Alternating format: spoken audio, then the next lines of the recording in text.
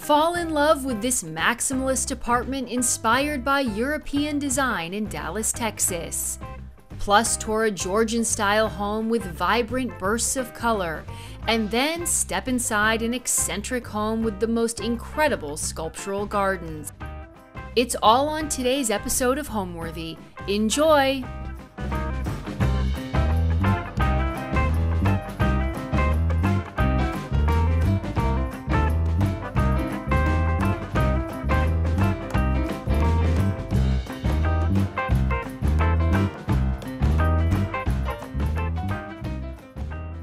Hi, I'm Allison Kenworthy, the founder of Homeworthy, and we're now offering a membership plan that gives our supporters early and exclusive access to new videos. Hi, Homeworthy. I'm Roz. You're here at my home in Los Angeles? Come on in. I can't wait to show you around. With this membership, we invite you to open more doors, discovering new homes, rooms, and personalities available only to those with the keys to our guest house. You'll be part of a community of people who are just as passionate as you are about interior design. To access all of this exclusive content, simply click the Join button below to become a member today. You're watching Homeworthy, where we believe every home has a story. Hi Homeworthy, I'm Teddy. Welcome to my Dallas home.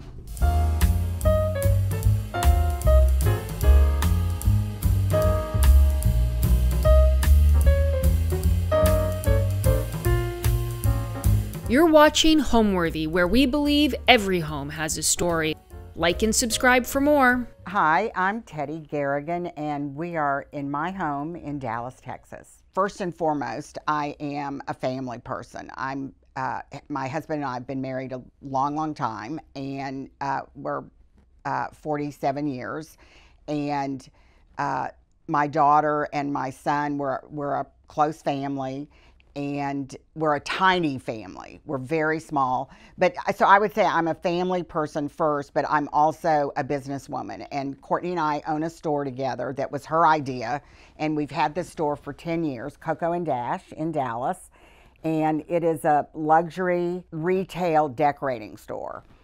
We work with designers all over the country. Because of the way I was raised and the way I was brought up, I'm drawn to a mix of a mix of European and very Southern aesthetic, where it's all based on hospitality and family and actually living in your home. I'm not a minimalist, but there are times that I'll put something on a table and then decide, you know what, that's too much. I'm going to take something off for a while. And I do rotate my things out, but I would say definitely I am traditionalist, but I do like little bumps of quirky, contemporary pieces when it fits my mood, and that's when I change things out. Loved it. My childhood to me is very technicolor. We moved to Europe when I was 6 for the first time.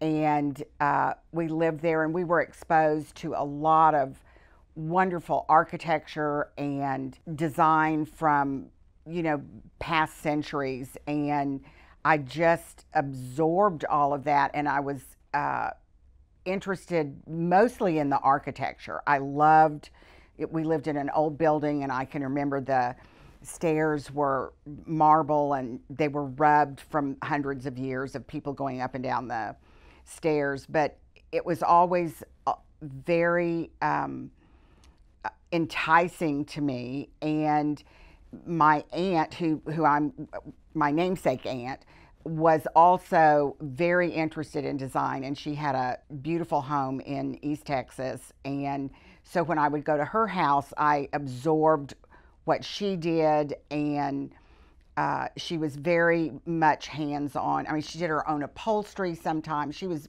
very involved.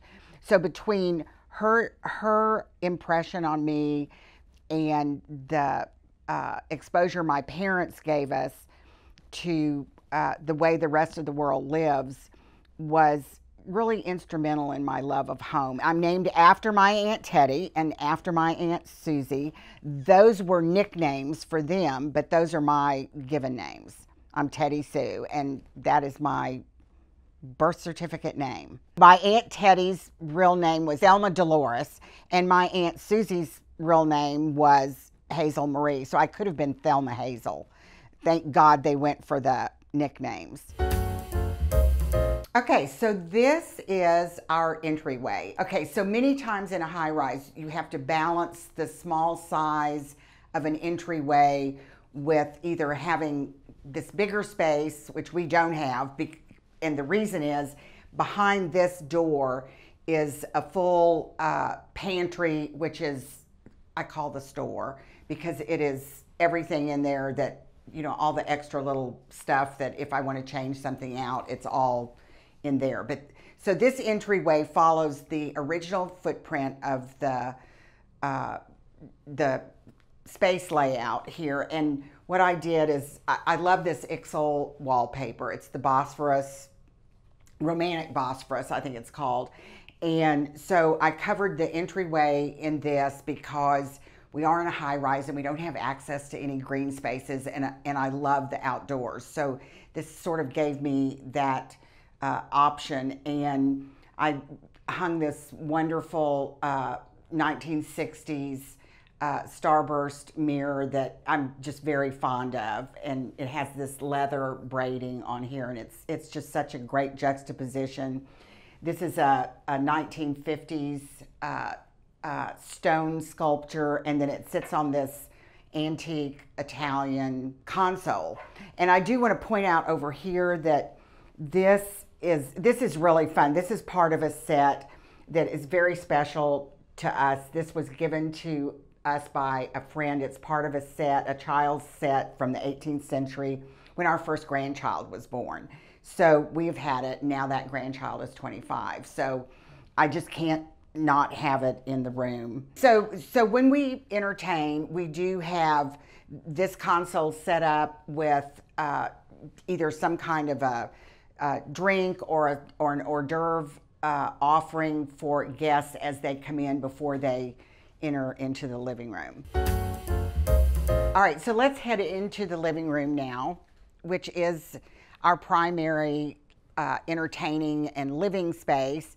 And this is a rather large room. And what we did is, my husband is a voracious reader. So what people notice when they first walk in here is that we have two large walls. This room is 30 feet long, and we have two large walls of bookcases, and God love him, he lets me hang my art over his bookcases because he collects books and I collect art, so that's how we come together with it. And let me point out that in talking about the art, I love to collect decommissioned pieces from museums, and I'm looking, and these two are not. This was the first piece that I ever bought. I was 18 years old.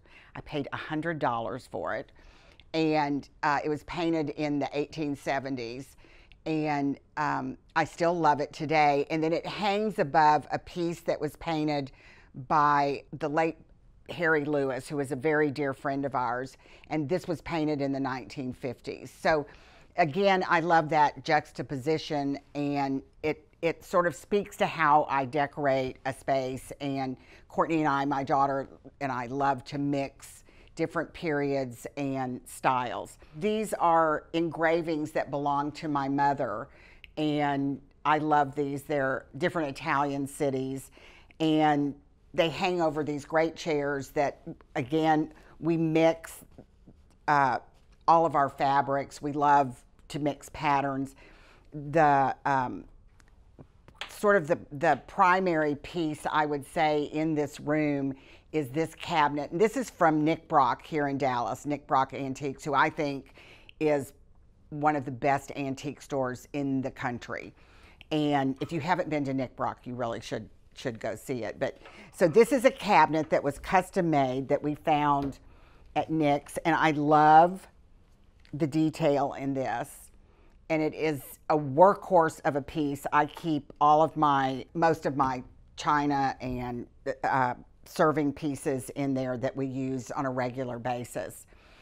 On top of that, Courtney and I found these wonderful antique wooden monkeys with overlay of copper, and then these shades, the reason I want to mention these is they are from a Dallas shop, also the Lamp Shop, which is, she does beautiful work.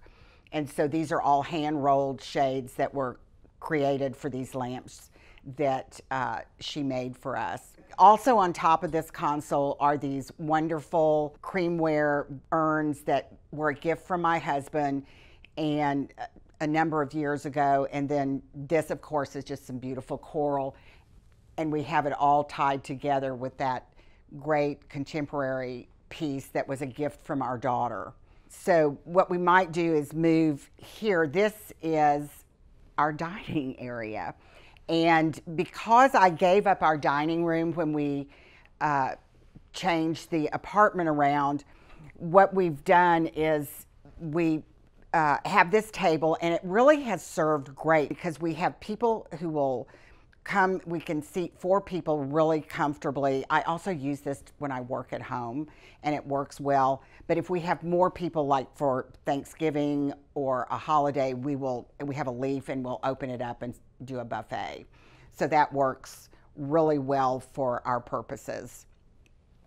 So over here, more books and paintings that, this is a painting that is by an artist named, his last name is Austin, and he painted in the 1940s, and I think he may have died like in the 50s, but he was very popular, and you could see him a lot on the West Coast. And I can't remember, I think I found that in a gallery somewhere. It's not a decommissioned piece, and this piece is not this real contemporary, but again, you can see how I've mixed them together, and that's just part of what we love to do. I didn't realize this was lying here. This is how crazy I am, Allison. This is fabric that I'm already considering redoing these chairs in. Isn't that a sickness? I know. I don't know, because I love this fabric. I think what I do sometimes is I will have slip covers made to go over something so I can change them out. But yes, I just realized that was there. It is beautiful fabric. I truly believe that a space tells you what it wants to be. I think homes do that architecturally, but I think any space, even a brand new high-rise, this building was built in '63, but I think any space you go into, when you spend some time there, it tells you what it wants to be. And so for us, the way we decide where to place furniture is we spend some time in the room. First of all, we want to know how people live. You know, are they formal? Are they casual? This may look like we're formal, but we are very casual people. And your feet have to be able to go up on anything, and you have to be able to sit on anything. There's nothing that's off limits to anyone, our grandchildren or adults. And so we love to mix fabrics. We may decide on a color scheme, and then we just come up with fabrics. I don't like anything to match perfectly. I always like things to be a little off. For instance, if you look at these fabrics, this is a wonderful Fermoy fabric that is on these Baker chairs, and these are old chairs. But then this is a fabric that really has no relationship as far as anything, except it has a different shade of blue in it. And the pattern's a little bit different scale. But I love the way those two fabrics relate to each other. And then, for instance, this is another good example of how we might decorate. This chair, I paid $10 for each of these chairs a million years ago. But these are upholstered with this little very 1980s and 90s. And so I had these matelassé slips made for them, and it totally changed the chairs, and they're great to move around for extra seating when we have parties or that we just need an extra seat somewhere. this is the fabric on here. We like to decide where we might use performance fabrics, and because we are a very tactile family and feet go up on things, not on these dining chairs, but so if I want to change something like this, I just did this little slip on the back so that it adds just a little extra something. But these are performance fabrics and serve the purpose of having a beautiful design, but also something that is very usable, and you really can't do anything to hurt it. I love club chairs. They're always, to me, universally comfortable, and they fit anyone. But I'm someone who doesn't have very long legs, and so I like things that are a little bit lower, but I also love to have an arm. These are beautiful club chairs that we had made and upholstered in this wonderful fabric that tells a story. And we use these blues and greens, and I threw in this little bit of aubergine mohair to pull out some of that color in the fabric. But people are always drawn to these chairs, and I think it is because of the design, but it works so well with what goes on in this whole area. This is an Italian, I actually think it's Venetian now that I'm thinking about this, secretary that is painted, and I love it. And this came from an estate in New York City from Christie's, and it's just a piece that I love. It's filled again with my Blanc de Chine and creamware that I collect. In here there are pieces of my mother's and of mine and gifts from my best friend who just also passed away this last year. And so when I look at these things, it evokes a lot of wonderful feelings, and I know that I'm in my space. So the green table, it's a tray table, and I bought it. It's one of those things, because I believe, like most designers do, that if you see something and you just fall in love with it, and you can afford it, you should buy it, and you will find a place for it. It is here literally because I had no other spot for it. It is a different shade of green than you see, but again, that goes back to what we love in the way that we decorate at Coco and Dash, is that we don't want everything to match. I don't like much of anything to match. And so that sits there, and it just keeps your eye refreshed is the way I think of it, because it's your eye picks up the nuances between this green and the malachite green on the secretary. And then in front of it is one of the little chairs, the little 18th century chairs that was a gift from our friend, and our grandchildren have all used these. This is a custom couch that we had made through Coco and Dash, and everything, the lampshades, the pillows, the upholstered pieces, we are for the most part new.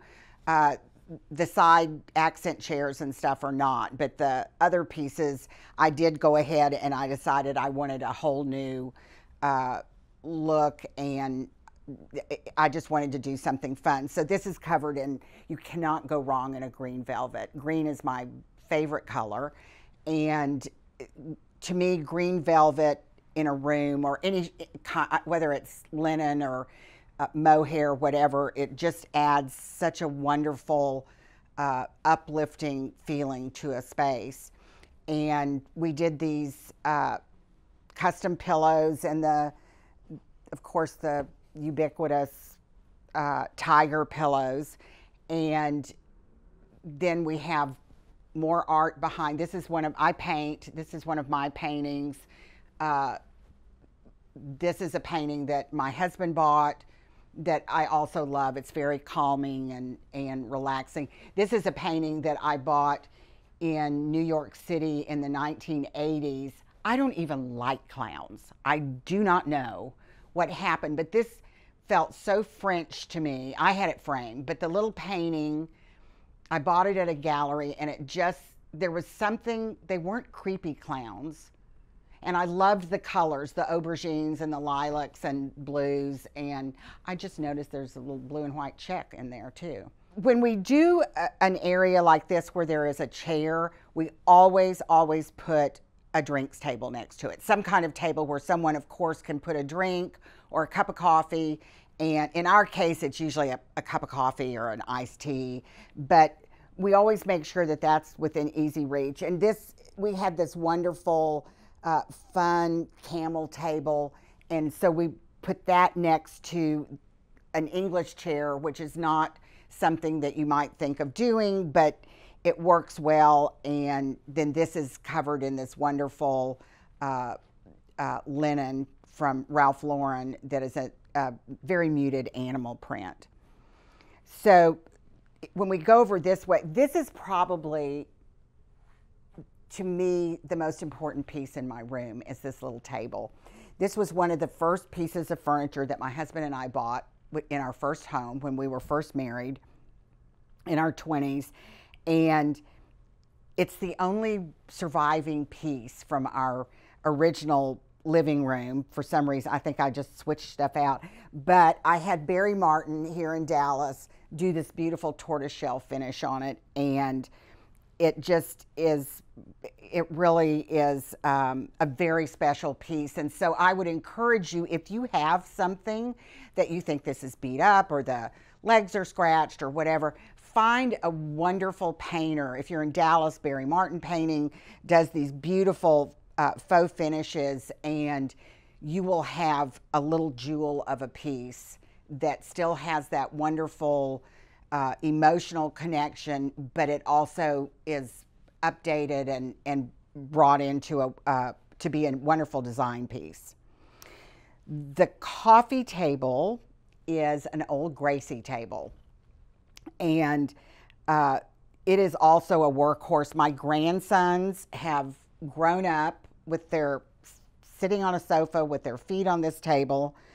The only thing I ever asked them was to take their shoes off, but their feet were always on this table, and it has held up so beautifully.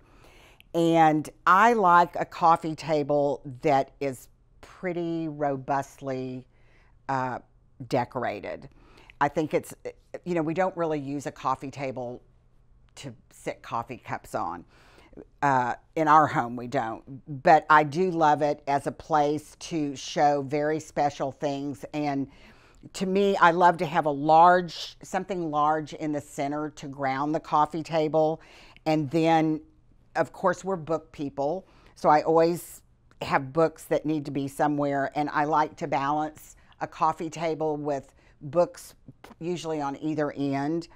You'll see a couple other tables that I've done a little bit differently, but and then I just add in these pieces that are, you know, these are all old pieces that were, you know, gifts that or sentimental pieces from family that we've had forever and ever. And I have over here on this Gracie table, I have this Mexican pottery or terracotta plate.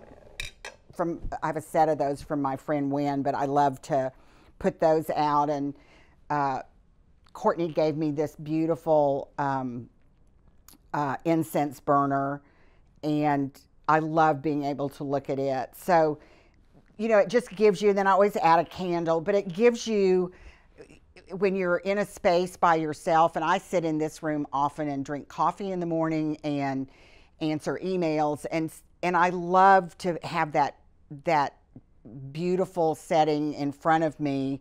And also my feet are usually on this coffee table, and it's just it's pretty, and it gives you a good feeling of home and reminds you of special people and special feelings. This is a pair of paintings. You heard me say a while ago that I love decommissioned paintings, and what that means is that museums periodically will go through their inventory and determine that a piece is not necessarily something that they want in the museum anymore. It doesn't mean the piece isn't good. It just means that, you know, whether it's for budgetary reasons or whatever.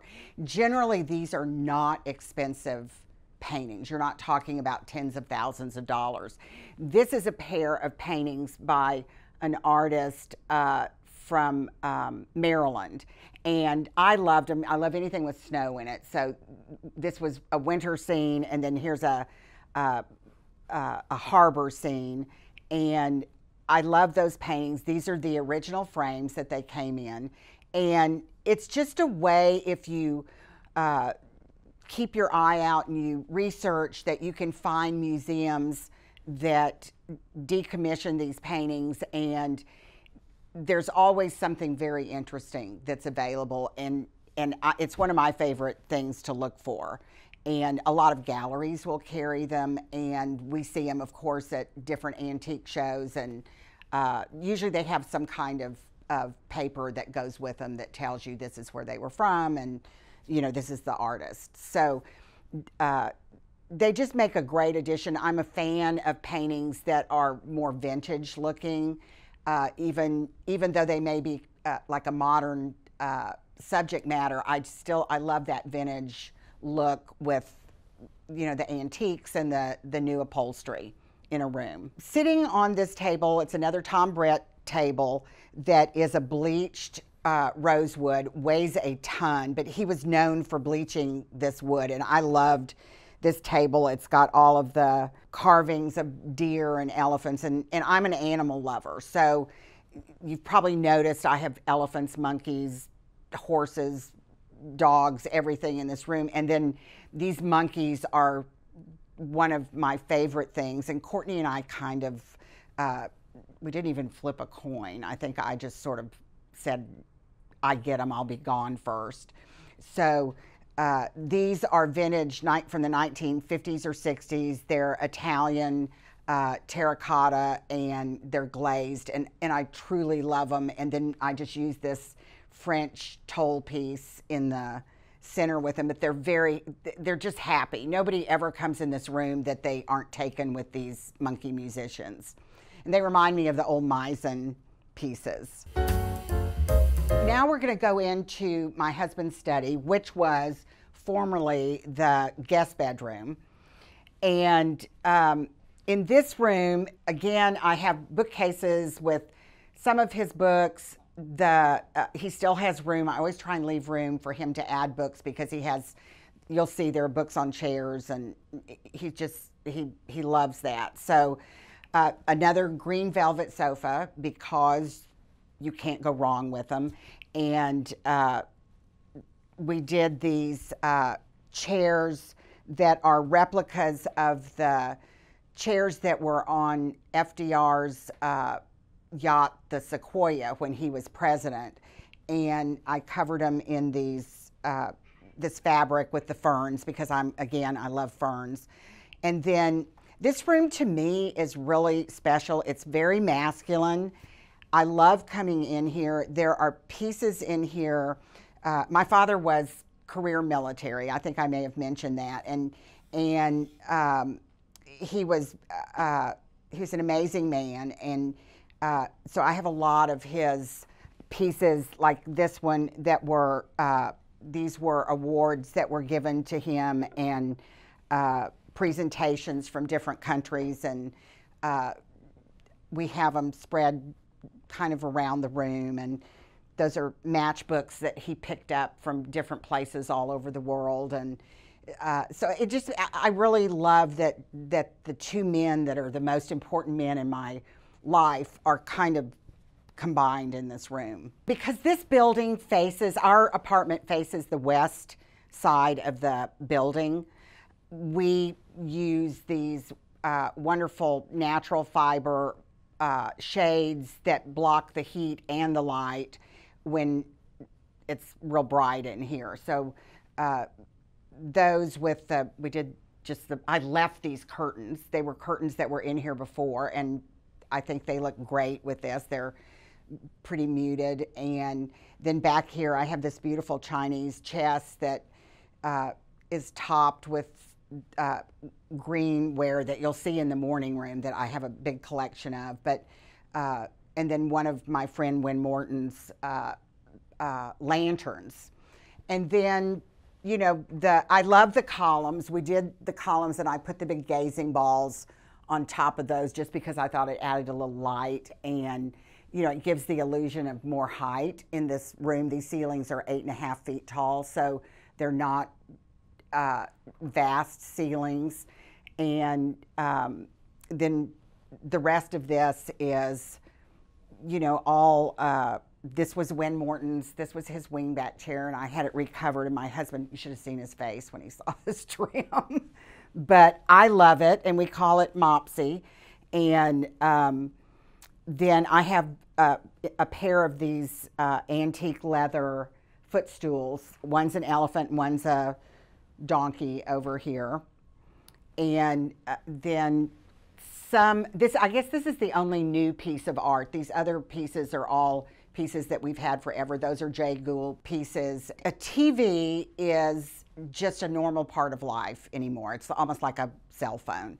And most people want a large television. I would rather just have something beautiful like we did here to set the TV on, and it is what it is. You're going to have a television. You want it to have comfortable seating, and my husband loves to sit in here and watch a game, and this piece is one of my favorite pieces. Again, I did not have a place for this when I bought it. It is from the 1970s, and it's a tessellated horn console, and it has these little drawers in it that are trimmed in brass, and it also has a matching mirror that I don't have hung. But it's the perfect size for this television set. The only place I would not want a television, we don't do televisions in bedrooms. We discourage that for a number of health reasons and just sort of general sense of calm. But, you know, I think if you've got a room that you prefer to sit in, that's the best place to put a television. We don't have to have a television in every single room. Especially if they're these big monsters like these. One of the things that I love to do is I have this big basket, and I keep it on a lower shelf under this table, and they're loose photos. I took most of these out of albums. My son as a baby, Courtney as a teenager, family friends, our friends at the farm, all of these things, me as a child in Germany. My grandkids love digging through this box, and it's so much fun to see them switching photos around and sharing them, and it's a great place to compile your photos, so to speak, but you're not having to put them in those books that you're generally not going to pull out anyway. And this allows people, we have friends who will come in and go through these photos. You know, they'll just start poking through and seeing what they can find. But I think if you have a really pretty basket like this or container of some kind, it's a great way to corral all those photos and have them where they're accessible and you get to enjoy them. This is the morning room, and this really is generally people's favorite room. It is a small room. It's, I think, 15 by 13, something like that. So it's not a big room, but this was originally my dining room, and I changed it because I wanted a place for us to have more seating for entertaining, and we were finding that we actually were doing more kind of buffet type dinners, even though I love to set a table, which is why I want my dining room back. But so we converted this room. There used to be a door here. We closed that up, and this space is really, we call it the green room, which is interesting because there's so much blue and white, but I love malachite green, and I collect a lot of greenware. And so this cabinet, this is an English chinoiserie cabinet that's an antique. It's not a very big cabinet, but in this I have, this is my little dachshund Henry is in this little Egyptian box. There's his picture, and I have everything. This was part of a set presented to my father. This was from Win Morton, our family friend from my parents when we lived in Europe. And I traveled a lot on my former career. I traveled a lot in the Middle East, and so there are things from that. And so everything in there also has a memory or a reason for being there. So these prints that you see here are the same prints that Lee Radswell had in her, these are museum prints, these are new, that she had in her Paris apartment and then ultimately gave to Tory Burch. But we love these, and I have a set of 12 of them, and I think they bring so much life and color to this space that I knew that was what I wanted to go on that wall. We spend most of our time in here. It's full of things that are especially important to me that I love. This is a painting that was done by Wynn's partner and our dear friend Harry Lewis, and this was painted in the 1950s, and these were part of their Majolica collection that hung in their home.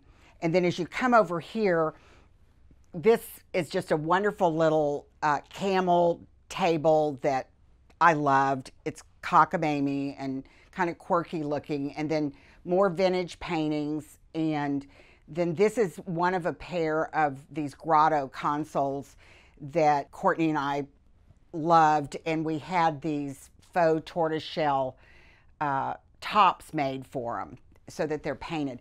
I generally prefer painted woods to a natural marble or stone of any kind. I love the fact that it has a human hand to it, and it's just a little more relaxed and quirky to me. Then all of the seating in here is very comfortable. Everything's meant to relax and just kind of ease out of your day. And then these are some of my design books that I keep. Another gigantic TV. You know, these can close. The truth is, I never close them, but they could if I needed to. It is a cheetah carpet. Yes, it's Stark by Stark, and it is a cheetah wool carpet. And this is my favorite rug that I use either in projects or for myself. It's just almost indestructible. It never looks messy, and it reads like a neutral. So I really do love it, and yet it has a little bit of a wink to it, to me. Okay, so this is the principal bedroom, and what we did, if you've noticed, all of the walls in this apartment are done in a soft white. And the reason that we did that is because right before we moved back in, there was a flood in the building. So I drew the line at putting wallpaper up, and we didn't even paint. But also in our design projects, a lot of times we have used, and I prefer a soft white wall because I think it shows the fabrics and the furnishings so beautifully. But we did this beautiful headboard, and it has the matching base to it and the bed hangings, and then of course these you have to have your reading lamps. And this is all we use. We use a sheet, and it looks heavy, but it's very light. And I always do white bedding, and it's my favorite. And not lots of pillows. I'm not a person that wants a ton of pillows stacked up on the bed, because then you just have to drag them off at the end of the day. But so we just have a minimal number of pillows. So these are prints that are also from the gallery that made the prints in the morning room, and these are Japanese birds, and I always found these very soothing. So I have those in the bedroom. And then these were my mother's lamps, and my mother bought these in Italy when I was a little girl, and it was our first or second, I can't remember when we were living there, I guess our first time. And so they're now at my home. And then I had these beautiful shades that Melissa Woody made for me from the lamp shop, and they're just perfection, and they're trimmed in this little tiny blue and white check, and it's just a really pleasant, fun thing to look at in the evening when we're lying in bed reading. Then I have all of these things. These are gifts from my daughter, my husband. They're just little tiny things. I love littles, and that can be kind of a problem. So this was my mother's chair, and ultimately I will have it reupholstered.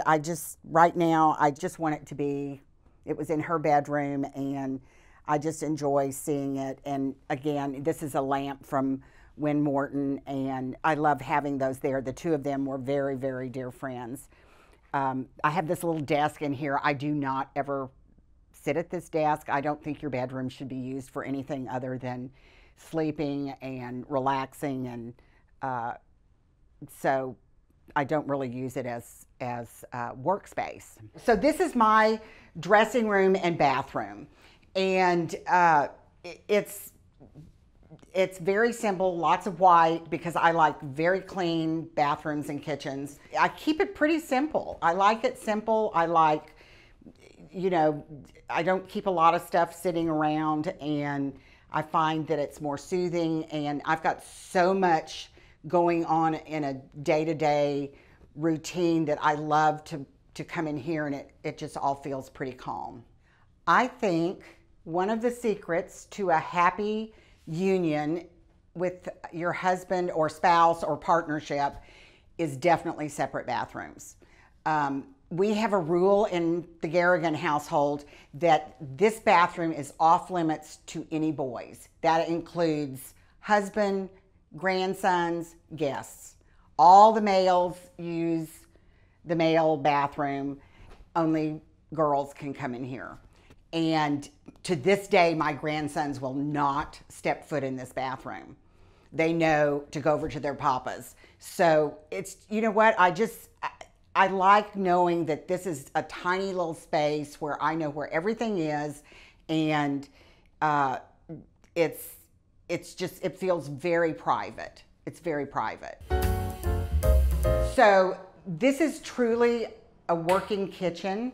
This is the original footprint to this kitchen, and we really made very few changes to it, and again considered we were getting ready to redo the kitchen, truthfully, and there was an incident on the top 3 floors that they have spent 2.5 years having to rebuild some apartments up there. So we just kind of put a halt on it because there's so much construction going on in the building. But I love this kitchen.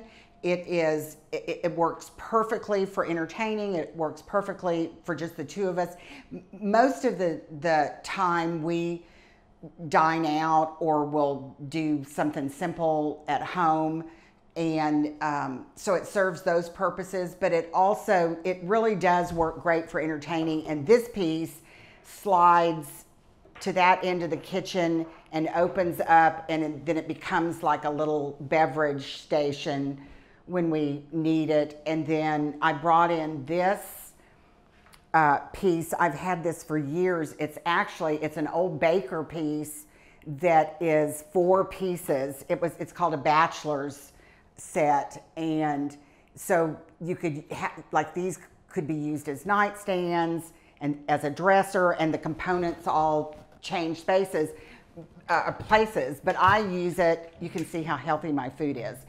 I use it to store food and as a pantry, and then I keep the silver that I use every day in here.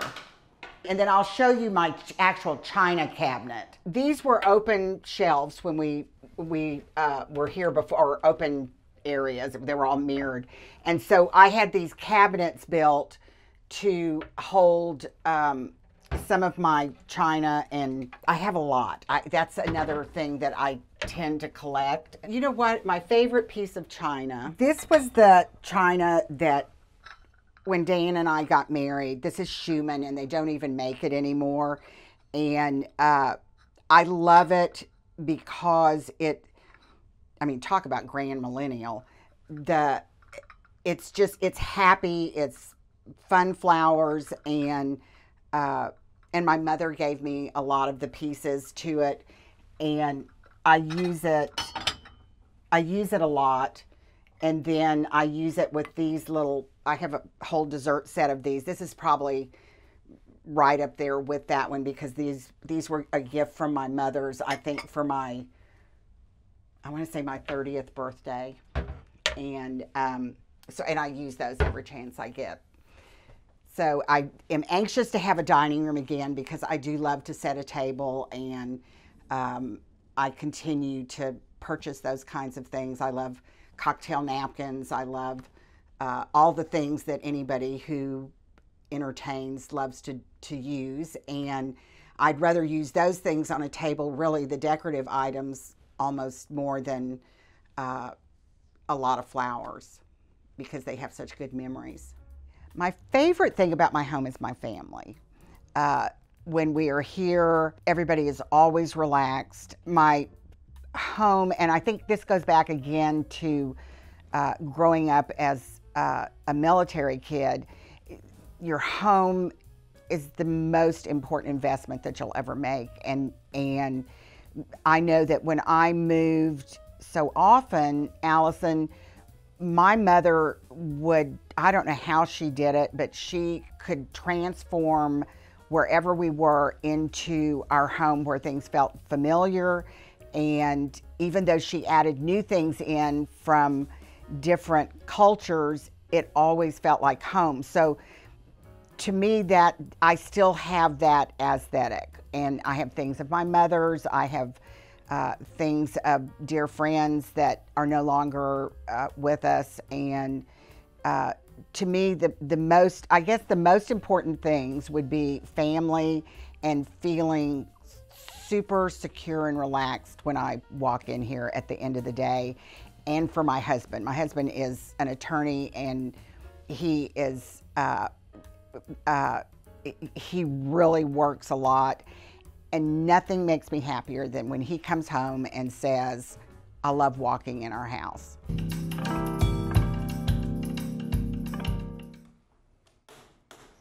Hi, Homeworthy. I'm Carrie.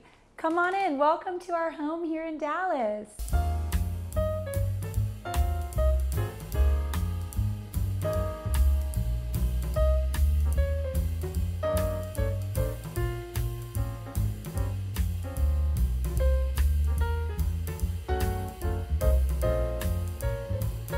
You're watching Homeworthy, where we believe every home has a story.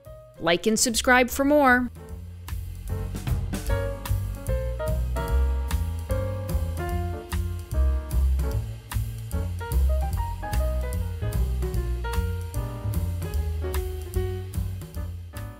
Hi, Carrie Henderson. We're in our home. It's a Georgian, right in the heart of Dallas, in a little neighborhood of East Dallas called Lakewood. So my husband and I have 4 kids. We love having people over. Our kids are aged 14 to 9, 3 girls, 1 boy, and we have a rotating door policy. I mean, any day, it feels like the 90s, where there's just bikes strewn in the yard, kids coming in and out unannounced, grabbing snacks, running into the pool, or getting, out front, climbing a tree. It's been really idyllic. We love this street, we love our neighbors, and our kids have really thrived in this neighborhood. We were thrilled to be here. So when I saw the house, the first day it went on the market, I noticed that the modern look of it had a perfectly centered door, and it had these beautifully symmetrical trees right next to the front door. And I just thought, okay, this can be a Georgian, which I love Georgian architecture, and I've always wanted one, but to be honest, our old house was on such a big hill that my architect said you wouldn't see the roof. It would look like a hotel. The roof would be too flat. So I immediately thought, oh my goodness, maybe I'll get my Georgian. And it was about 2,800 square feet, great house. The pool alone was what sold us. We just, with the 4 kids being so active and we love to host, we just thought, okay, this could be really special for our family. We were able to really use all the square footage and only bump out the front about 6 feet and the back about 6 feet to kind of give it that perfect rectangle for a Georgian look. So welcome to our foyer. This is such a fun space, I think, because as the home builder, I got to design this floor with my amazing tile guys. They were geniuses. I asked them to cut it in half and make wonderful things happen, and they did it beautifully. I loved a checkerboard. As a Georgian house, I feel like it needed a checkerboard floor, and this was for sure the fun way to do it with modern and traditional. So another piece in here that I love, this is I think my first piece of furniture to make, which is kind of wonky in some places, but I found this beautiful tall burl wardrobe. The other half of it is actually up in my room. I lopped it off at the sides, lopped it off at the front, put the top back on, and then I had my weld a base for it. I just had always loved these modern credenzas, and quite frankly, I couldn't afford one. And so I found this beautiful piece that looked like it needed a second life, and I was able to revive it. I did put this like boat lacquer on it, so it is super, super, super shiny, which I love. Arguably not the best job ever, but I think it's beautiful. It's my favorite piece to just walk into and welcome us home when we come in the front door. This piece right here, I found at a garage sale for $5, and I loved it. I immediately thought, oh my goodness, that's going in our foyer. It's just your traditional brass, and it's got that pagoda look, and it just, I thought was lovely. So that was kind of a fun find. Leaving our foyer, we come into the sitting room, which is one of my favorite spaces. This is my Miami Palm Beach room. This room is just a nod to my childhood, and we just love the colors in it. It's more like a parlor. We do sit in here and read. Some cool features of this room. This was the slab taken from one of the bits and pieces from our bar. I love utilizing every piece of anything. So this was kind of a resourceful thing. We were able to just lop it off, make a table, and then I'd already had these benches. So this is kind of a fun way to utilize all the pieces of slab that we had. I love this chandelier. This is one of the more versatile chandeliers, in my opinion. You can see it in a kind of dark and moody dining room, and it just looks like intimate and masculine. And then in here with all these bright colors, I think it looks feminine and poppy and light, like a little cloud. So this is a Julie Neal. I'm obsessed with this. I kind of had to have it. I joke that it was a statement piece, and my husband jokes that the statement, you know, the cost of the statements can get a little high, but this piece is worth it. I love it. A few other things around the house. I love collections. This is just a collection of random glass vases that I've accumulated over the years. I think putting them all together in one little vignette is a fun way to display sort of all these little meaningful pieces I've gathered over the years. And I love rocks. You'll find out throughout the house. Anytime I can throw a geode in something or display it or put a slab of marble, I tend to do it. This room has been sort of my statement room for layering, I would say, in the sense that it's had pieces added to it over time. I've always loved a beautiful cowhide on another rug. I think it's such a cool way to add texture and appeal while also still having kind of the spatial visual aspect of a big rug. I love little things like adding a tape trim to even an off-the-shelf curtain or putting a lumbar in front of a pillow. It's just a fun way to add a dimension that your eyes can go to. And I think that if you do it in similar color patterns and in similar textures, it can be very cohesive. So for instance, these pillows are actually different patterns, these greens, but they're so similarly colored, and I could only find 2 of each set that I just went with it. And the way that I tied it all together was to put 4 matching lumbars in front so that you still, I think, visually see cohesion, even though when you look this way, you have these, and when you look this way, you have a completely different pillow. And then I think benches and tables are such a practical and functional way to live. So in this room, while we're doing homework or reading, we slide these puppies out, prop our legs up, and can very easily have a more comfortable sitting area while also not cluttering a kind of tiny room. So I love how they fit right underneath this. And again, I think it's pretty, but it's also very, very, very functional. And then I'm a big fan of plants. Anytime you can put a plant in a room, it adds a layer that I think just helps you feel like you're outside, which I think we all do better when we're getting outside occasionally. So anytime you can add either a column with a kind of cascading fern, or again, I'm a huge fan of these birds of paradise. I would put them in every room if I could.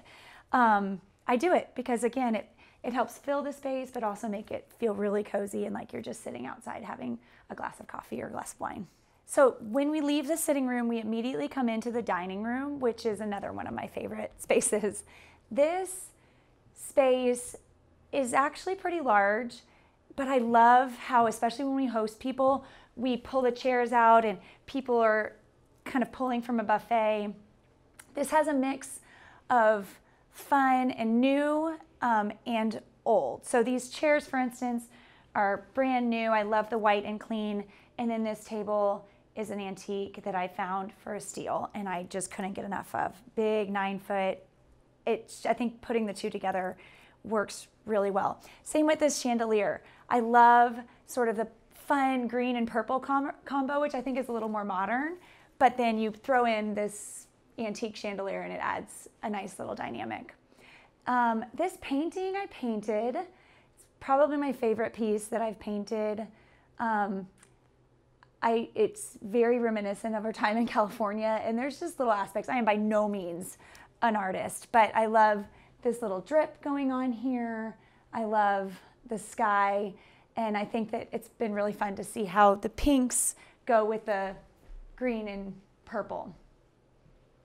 A fun way to not do chinoiserie paper throughout the whole room was to frame these big panels. So, and it also gave me the mix that I wanted. I loved grass cloth, but I love panels. So this is kind of a combo, getting the grass cloth in the exact same, getting the paint in the exact same color as the grass cloth helps give that beautiful long monochromatic look. And then these panels are hand painted silk and are just a fun nod to a traditional dining room without the cost of having to paper the whole room. So we tore the house down to the foundation, and so when we rebuilt, my goal was to make the room look as old, make the house look as old as possible. Because it's a Georgian, I wanted it to have that 100-year-old house feel. So when we went through and did all the molding, I really looked online, did my research, and tried to find the molding that matched the era. And so every single one of these panels we added to have the look of a 100-year-old house, even down to the height of the chair rails. Chairs tended to be a little bit shorter back then, and so we made this just a hair shorter than sometimes you're seeing a little bit taller. So this bar cart is fun because it's got a total mix of old and new. I inherited a lot of these crystal decanters from my grandparents who used to host, I'm sure, lavish parties in New York City. Same with this fun ice box, but also new. This was like an opener somebody gave me for Christmas. It's a little jingle, but I just think it's so fun. And then I love our plate wall. anytime I go anywhere, my favorite souvenir to grab is hand-painted medallion. So famille rose medallion, I'll typically pop into an antique store at any place we go to around the world. And so each one has a kind of a story behind it, and I love getting to look at those when I walk into this room. We love meat. We are Texans at heart, so we love steak, we love fish. Sometimes we'll do a surf and turf, but usually steak, medium rare, medium at the worst. But I'll still love you if you take it rare, or take it medium well. And then we typically do a root vegetable or a vegetable like broccoli, and then a yummy salad, sometimes with fruit, goat cheese. And then for dessert, I love anything that can be paired with vanilla ice cream. So we sort of cycle through. We'll do maybe salads first sometimes. Other times we'll just kind of pile it on and then maybe have bread at the table to be passed. And then we'll sort of grab the plates. We don't wash them. We'll just set them right by the sink and then grab dessert and another glass of wine or a cocktail and linger sometimes into the wee hours of the night. So this is a true china cabinet, even though it's very low. I do have a set. I have 25 of these rose medallion, which is really fun for a bigger party. We've done a number of birthday parties and baby showers. And then I have silver, lots of silver I inherited from my grandmother. This needs to be polished for sure, but I have about 15 of these pieces and a number of other pieces. And then my wedding china is white with silver around the edge. And then my other larger set is, of course, the blue willow. And these are some fun jade candlesticks that one of Brian's mentors gave us years ago. And I'm just gonna shove that back in there. But we have about 20 pieces of this blue willow as well. When I host bigger parties, I have matching chargers. I have about 80 matching chargers. And so I'll frequently mix together different plates and having them all on the same charger and then a same placemat. And then we have a lot of linens that are embroidered that have been gifts from people that we are able to put out, and we just love. I love the flow for hosting. Our home has the downstairs that just flows together. Through the sitting room behind me, you go into the dining room, which opens to the bar and the living room, and then it all goes to 4 big French doors across the back. And I would say that hosting is a very big part of our family's life. And so I love the flow. I love the space that is conducive to hosting a lot of people, from kids to cocktail parties at Christmas. Attached to our dining room and connected to the main foyer is our bar. This space is fun because it's where we typically have somebody serving drinks when we have a party. It's also where people can come gather drinks when they're at the table. We're having a dinner party. It has also some fun displays of some of the silver I've inherited. And every single one of these glasses has a story. Some of them have been very thoughtful gifts of friends who know I love to host. Some have been fun finds, and some have been just passed down. But we love having various glasses for different occasions. This, for instance, this little kind of martini coupe was given by our neighbor next door in our old house. And it was just a piece that was special to her. And she had 6 of these, and she knew we loved to host, and she thoughtfully came over one day and gave them to us. And it has meant so much to us. We use them often and think of them. Then we also have some fun knock-around items. So these are actually acrylic, and we use them by the pool. So I think it's fun to, by the pool, not always only have styrofoam. You can still have a fun fancy glass rim with tahine and throw in some tequila and some other fun items like limes and make it either a ranch water or a margarita, and not have it be quite so blah as a styrofoam glass. And then this piece is kind of fun because it's hung on this beautiful slab of marble. I told you I loved her stone. And this piece was just a nod to kind of one of those old speakeasy bars in New York. I feel like they all have either really cool antique mirrored backs or a really cool stone, and then this bistro shelving, which I think displays but also is lovely in itself and kind of industrial, but not too much. I love this. Hanging it was kind of a thing, but my guys were awesome, and they cut through the slab beautifully, and it's just fun to look at. I love this space. I love this space namely for all the memories that it has of conversations where, we'll sit in here, pour a glass of wine, and then sort of get to be authentic and hear somebody's heart in this tiny little space. My style is very compiled, I would say. So my mom, one of the best things she ever taught us was to yard sale and estate sale. And so we frequently just would kind of veer off the road and grab some wonderful items for like $5 when I was young. And that thrill was just deeply ingrained in me. So my house has a lot of pieces that were straight from a garage sale buried at the bottom for $5 that I was able to either polish or touch up, or that was just perfect and nobody else wanted. Some items were sort of found like at market or otherwise on sale, and then I was able to zhuzh it up. I do a lot of sewing, so I've done a lot of the pillows and curtains in the house myself.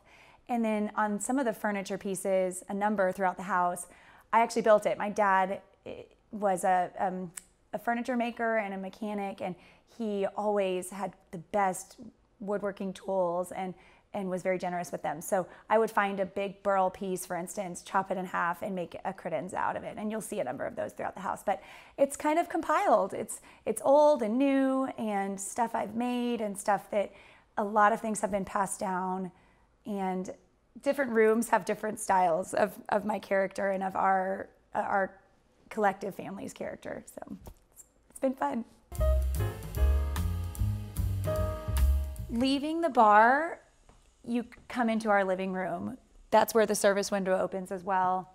This great room, we designed extra large to have a more intimate sitting space here. These chairs are rocker gliders, and we frequently will have cocktails with friends, sit here, even with the kids, debrief at the end of the day. And then over here is where we can watch TV. On Monday nights, we have friends come over, we do a Bible study, and we have 12 people sitting in here comfortably. This is kind of where we can have a bigger space. At times when we're watching TV, we turn all of these and we can all enjoy. But this we found that kind of breaking up the larger space into various sections helps keep it not quite so stale if there's only a small party of about 4. But then when we have our whole family together, we can all be in the same space. Again, marble slab. This is the last of the bar piece. We had this cut into this coffee table. Hilariously, when we had it put down, I thought, oh, you know what, maybe I'll tweak the location of it, and I went to grab it, and there's no chance. It is there permanently. Very heavy. And then, fun fact about these chairs. So our next door neighbor had on their bulk trash these chairs. They had this beautiful dark wood caning at the back that unfortunately our movers broke when we moved them in, but they fixed it, and I kind of like the newer caning. But I reupholstered these myself. I actually made pillows for them, which I have in the breakfast nook, but these were kind of a fun trash, to treasure item. We just saw them and thought, okay, we can make something out of these. I painted this painting as well. Fun fact about this is that it hides our TV behind it. So I love the frame TV. I'm a huge fan, but I love art. And we've been able to have all of our TVs hidden by canvases that we just sort of prop up and hide the TV for when we need it. We're big football fans, huge football fans. So we watch a lot of TV, and that puppy just comes right off. So I started painting probably about 10 years ago when we moved into our old house. I had beautiful walls that just really were art-worthy, but we didn't have the means. And so I think that actually was my first painting. I found it at an estate sale, and if you look, it has this texture underneath it because it was this like, I think it was like actually a dolphin print. But I went and I primed it and I added white over it. And I kind of like this look of whatever it had going on before coming out. And then I gold leafed the frame, which was just black bamboo, needs to be touched up a little bit. And then just tried my hand at some fun strokes. And I think I've always gravitated toward art, and in school I loved art class and trying out painting, but really for our home about 10 years ago was when I first started trying my hand at it, and we got some fun pieces out of it. I love anytime I can add rattan, wicker, I do. It's, I think, again, the Miami in me, but this little 1960s elephant just makes me so happy. I feel like I saw these all over Palm Beach growing up, and I had to hunt to find one. I found one on Facebook Marketplace. I'm on the hunt for another one. Just a reminder that we're constantly, you know, adding little pieces, but on the other side, I'll have another one. So maybe next time we talk, you'll see it there. So again, I love collections, and all of my coffee tables kind of have little curiosities. I think these paperweights from the, you know, mid-century are just so cool. This is a little bird. I think I'm so curious how they're done. I mean, glass blowing has always blown my mind, and I just love the way that they're able to create something so beautiful in this dense piece of glass. It's truly, truly a masterpiece. So I love coffee table books. A lot of them have to do with design. Sometimes there's a fun book about football or cooking. This is a deck of cards. We love playing rummy with our friends, so I love having a space there. We'll clear everything off this table and we'll sit here, slide the chairs in and play on this table. The kids hilariously play with this tic-tac-toe all the time, and adults as well. Sometimes they, you know, put it in their eyes and make fun things out of it besides just tic-tac-toe. And then again, some old pieces. So these are some candlesticks that I inherited, and I just thought, you know what, I don't want to only pull them out every, you know, couple of weeks or every month when I have a party or something. Maybe they should be out more often. So have those out.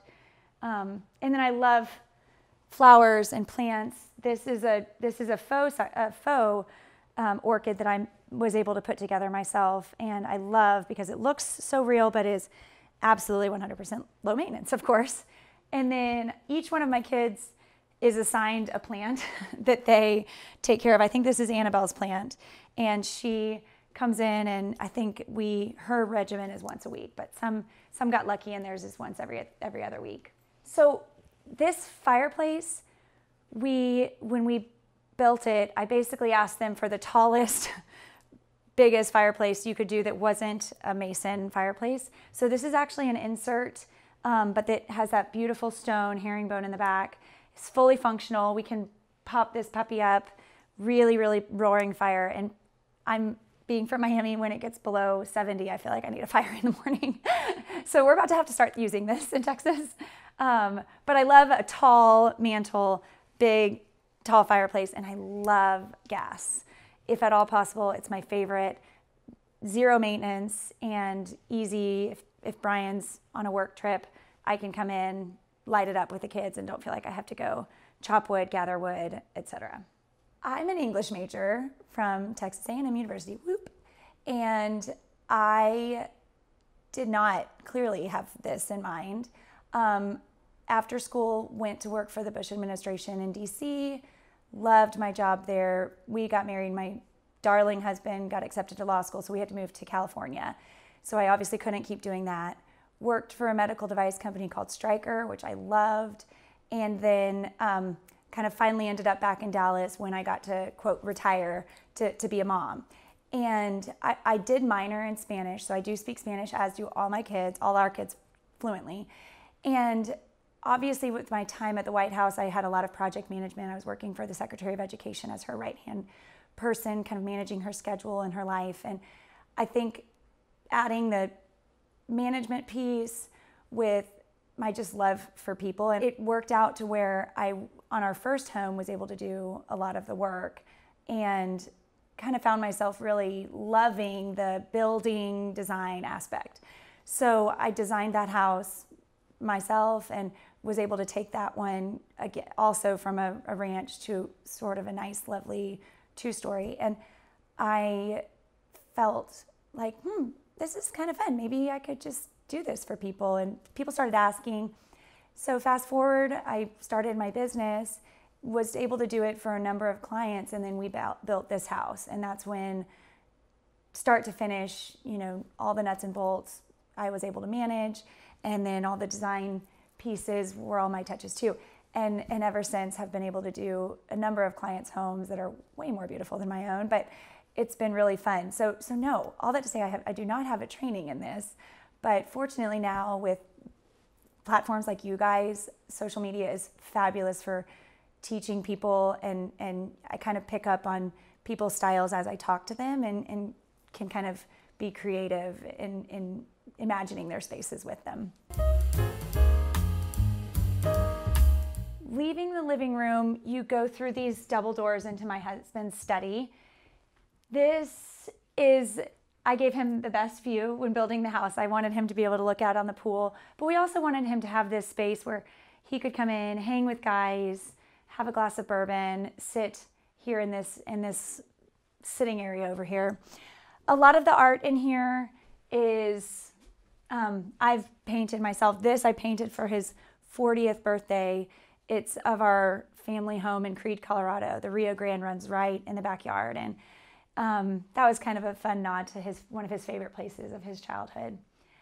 One thing I love in design is when you can have monochromatic curtains matching sheens. So in this room, for instance, my paneling is more of a satin, has a little more of a gloss to it, and the exact same color flat on the walls, and then the exact same color, or very, very similar, linen curtains. It adds texture while not being too busy. You kind of in your mind think, oh great, it's all the same color, so it's not too distracting, but in reality, it just adds these cool layers. I wanted his room to be masculine, but I did, again, want the curtains and want to have some fun texture, and that was kind of a good way to do it without having it be a little too light and bright. Same with these pillows. So they're a hair different color blue, but they kind of all cohesively go together, I think, on that palette. And I love the velvet here as well. Again, this is just kind of, in my opinion, a fun way to zhuzh up an otherwise basic herringbone chair.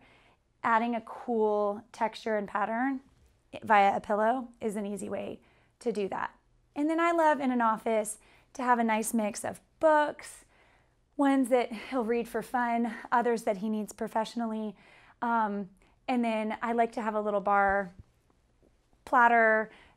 Sometimes we'll have other glasses in here, but we usually have mule and bourbon glasses.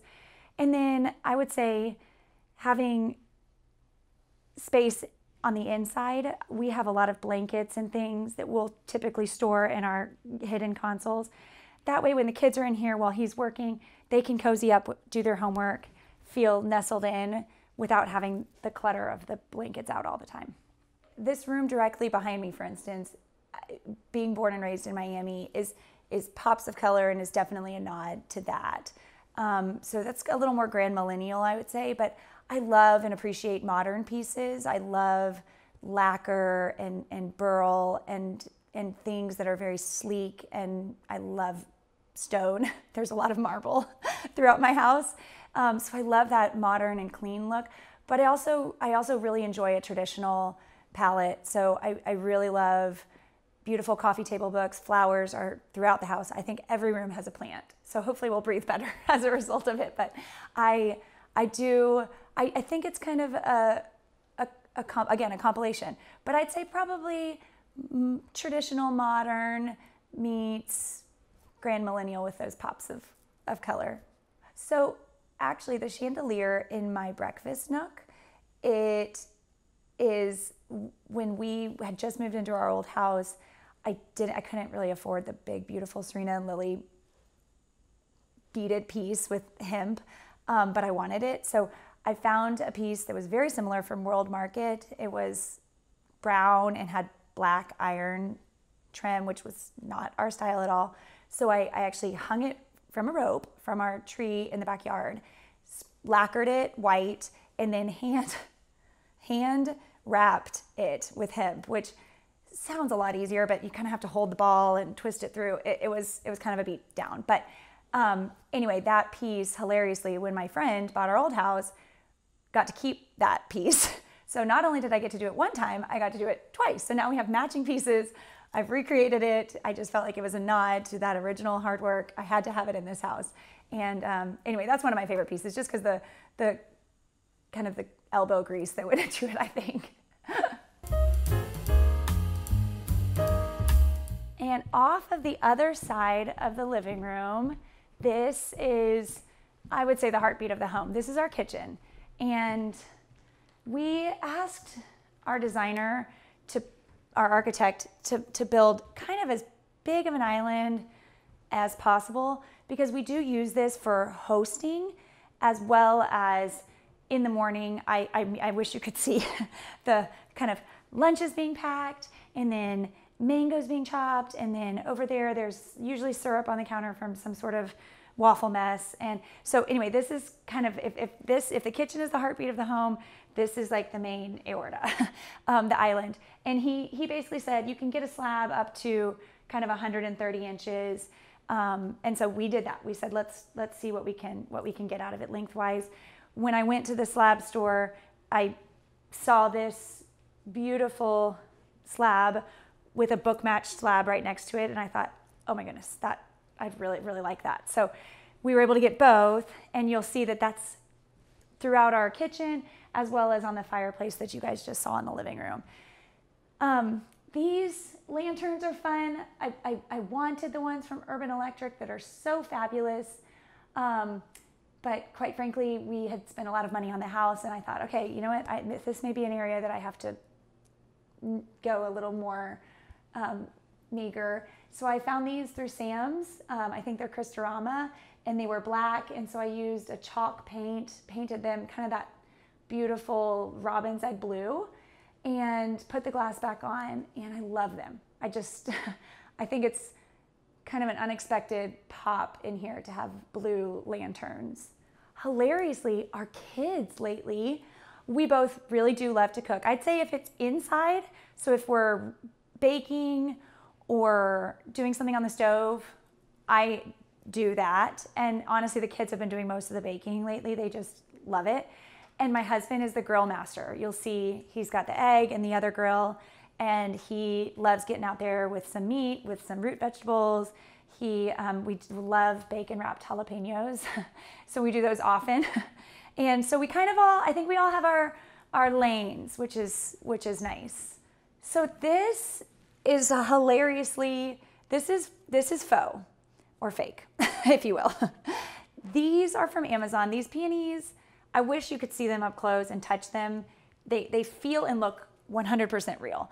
I had essentially been doing arrangements every week from December of 2021, and I thought, you know what, it's not very economic, and it's kind of exhausting. So I just hunted down real touch hydrangeas. These, again, have that latexy touch to them. And then these peonies from Amazon, again, I can't tell you how many compliments I get. And then I think if you nestle in just kind of some fun oddities, like this is just some random driftwood that we had. I was asked to do a wreath for this charity, and I had some leftover faux eucalyptus, so I just shoved that in there, and it kind of came together. Oh, and these little limes, I'll go ahead and take one out so I can show you, but they're just kind of, you know, fake limes on a stick, that very, very formal. And then, you know, put lime on stick and stick in styrofoam, and that's kind of how it goes. I'll have to nestle that in there a little bit, but I get so many compliments on this, hilariously. It's one of those pieces that you would never think that just, you know, throwing together would be such a statement, but it really actually helps us not have to overhaul this space very often. And I use it for a lot of parties too. I don't really have to change it out, except for, I think at Christmas, I love doing like pine and deep greens and magnolias. Hilariously, when we finished the house, we moved in the week before Christmas. I was sort of adamant about that. And so there were areas that weren't wallpapered yet, and I just said, you know what, they can wait. So our first Christmas party we hosted the day after we moved in, the first Christmas party in this house. And this space was not wallpapered, and there was nothing hung. And so we had kind of a guessing game of people asking us what this space was. And the number one was a timeout closet. But no, it's not. It's our wine sort of cellar display.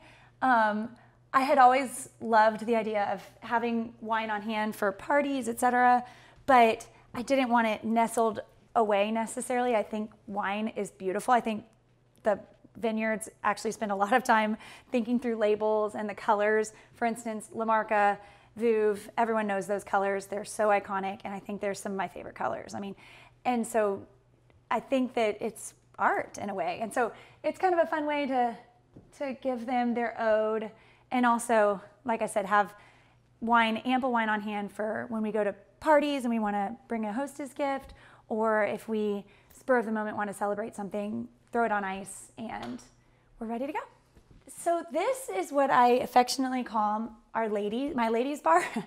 I actually wallpapered this myself because it was kind of an after the fact. I'd had that wallpapered in the breakfast nook and I had some left over, and I thought, you know what, I really want this to display some of the special things for me. I feel like Brian gets his bar and it's a little more masculine.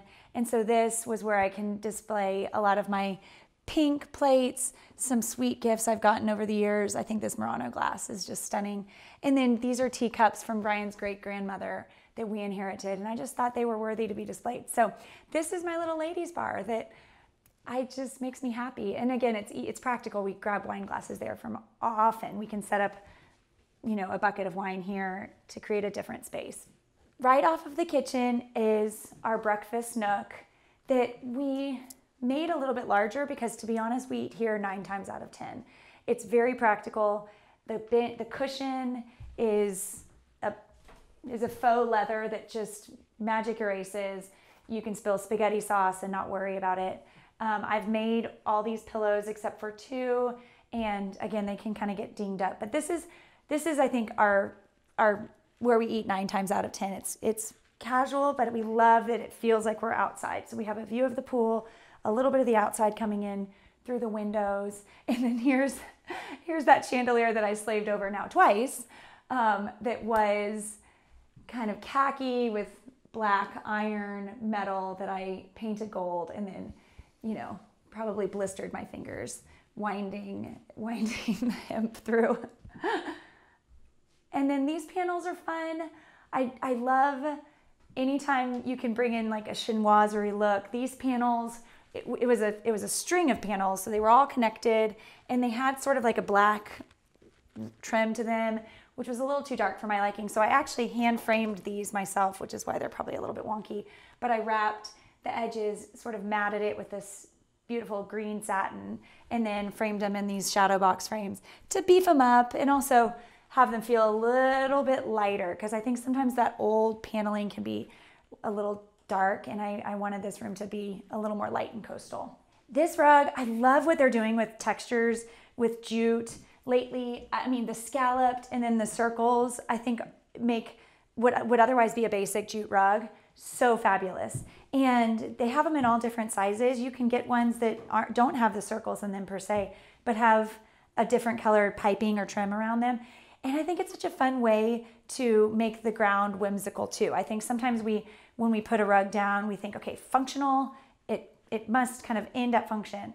And I think here, especially in this room, I needed it to be able to be dinged up, needed to be able to spill spaghetti sauce and hose it off, but I still wanted it to have that airy, light look. So this is actually a really reasonable rug. I'm trying to even remember where I got it. I'm sure Amazon or Overstock or something, but very, very practical, reasonably priced, and functional. I think you can also put the sticky edges and hold it down, but the table does a great job holding it down, and we have no issues in here. Off the kitchen on the other side, we have kind of the pantry mudroom combo. We have double ovens in here, which I highly recommend if you have this space. Also the fridge for drinks. You can come in from the pool, kids are grabbing Cokes, club soda. And then our pantry, which I love, is right off of the stove, and the Neat Method actually did our pantry and made it so functional for our family. They came in, saw how we use our pantry, and put things in really practical ways. For instance, dinner prep, I have this bin, easy to grab in the evenings, breakfast, lots of oatmeals and other goodies, and then snacks, which is what my kids thrive off at the end of the day. So they'll come in, quickly grab something, be taken care of. And then I think these risers, I know people have been using these for years. I never had them, but I think they're so functional because you can easily see what you have, grab what you need for cooking, be on your way. With 4 kids and all the schedules, efficiency is key. And then the last little funny piece, so I designed a salon for a friend, and they have what is called the eye vac, and all salons have this, and they sort of sweep up the hair and then it magically sucks it up. Anyway, I found one on Poshmark and I'm obsessed with it. So we'll sweep, and then for instance, there's this little piece here. I'm gonna dust it over, and when it gets in front, it sucks it up. So kind of a funny, nice to have, not need to have, but it definitely helps my kids be incentivized to clean. I hear them sometimes sweeping the house with a dust mop, and then I hear the eye vac come on. So anything to help them want to clean, I highly recommend. And then we wanted to have our pantry and mudroom connected. We can shut this door, kind of keep this area closed off, but this is sort of where the landing is when we come in from the garage. Each one of our kids has 2 lockers. The down is usually holds their school supplies and then shoes, and then the top is sports helmets, cleats, etc. This is a fun wallpaper that's just that chartreuse color is, I think, so fun. And maybe not one that you would want to have in a like a bedroom or anything, but I think this is just such a fun way to enter the house from the garage. You walk in and you're like, I'm home, it's happy. And I think mixing it with this moodier blue is just kind of is a fun dichotomy. It's a very busy wallpaper, so I think having a more stout, kind of homey, deep color balances out pretty well. Off of the breezeway, after leaving the powder bath, you come into the main backyard, which is one of our favorite spaces. I realize I say that about a lot of spaces, but we spend the most time out here, especially in the summer with the kids, the pool. I'll frequently come out with work. I'll bring some clients' wallpaper and fabrics, and I'll sit right here, have a Diet Coke, and judge their diving contest. This pool, I joke that in the fall, at a lot of pools, it becomes like a 30,000 gallon fountain, but we do use our pool. My crazy kids are in it, even into the winter, but for the most part, we are about to transition to hot tub time. One thing we were able to do when we built the house, which I was really grateful, being someone who cares about the resourcefulness, we pulled up all of the old travertine tile. There was about like 2,000 square feet of it, and it was everywhere, and it just made the whole backyard feel like one big stone backyard. And we ripped it all up, stacked it, cleaned it, came back in, laid it in these cool rectangular pavers, and had turf put in between it. So it's kind of a fun way to have right off of these main doors that come off of the living room to feel like you're truly in the outdoors, even though with the patio, we really would have never been able to have grass grow. So it's kind of one of those things that I think helps bring the indoors and the outdoors a little more easily together when you don't have irrigation or you don't have the sunlight you need to grow grass. And in this backyard space, we kept real grass. We purposefully did these giant riser stairs so that when we have kids over, they can sit here, eat pizza, dry their towels off, hang out. So it's added seating. When we're watching football games, it's kind of stadium seating. And then out here, this is where the kids run wild. At any given time, we usually have about 6 nets. We have a volleyball net, a soccer goal, a soccer rebounder, a football thrower thing, I don't really know. And then we have this little putting green that's kind of fun. Our kids can chip over the driveway between this one little hole that's on the main lawn over to the other side. So we've tried to utilize every inch of the yard really being outside and having the space for the kids to run and host is really important to us. So we tried to maximize all the spaces to do that. One thing we did, which maybe people have differing opinions, but by the pool, we really wanted it to be clean. So when the kids jump in the pool, they weren't getting grass all over the place. And also it's just a little bit cozier. We put turf right by the pool. So on the levels that are down below, it's all turf. And then all of this up at the top is zoysia grass. So this does turn brown in the winter while this stays green, but it really doesn't bother us. And it does create a nice space for us to always have a clean spot for the kids to jump in the pool. Up here we have the fire pit, which is so fun for s'mores. When we host parties, we have it going so people, and we prop up a bunch of Adirondack chairs and let people sit and have a cocktail, enjoy the fire pit. And over on this space, it was really underutilized when we bought the house. There was probably about 5 feet of hardscape, and that was it. And then all of this was just sort of mud and bush. And so what we did was we extended the slab over enough to have these pavers carry all the way to this outdoor kitchen.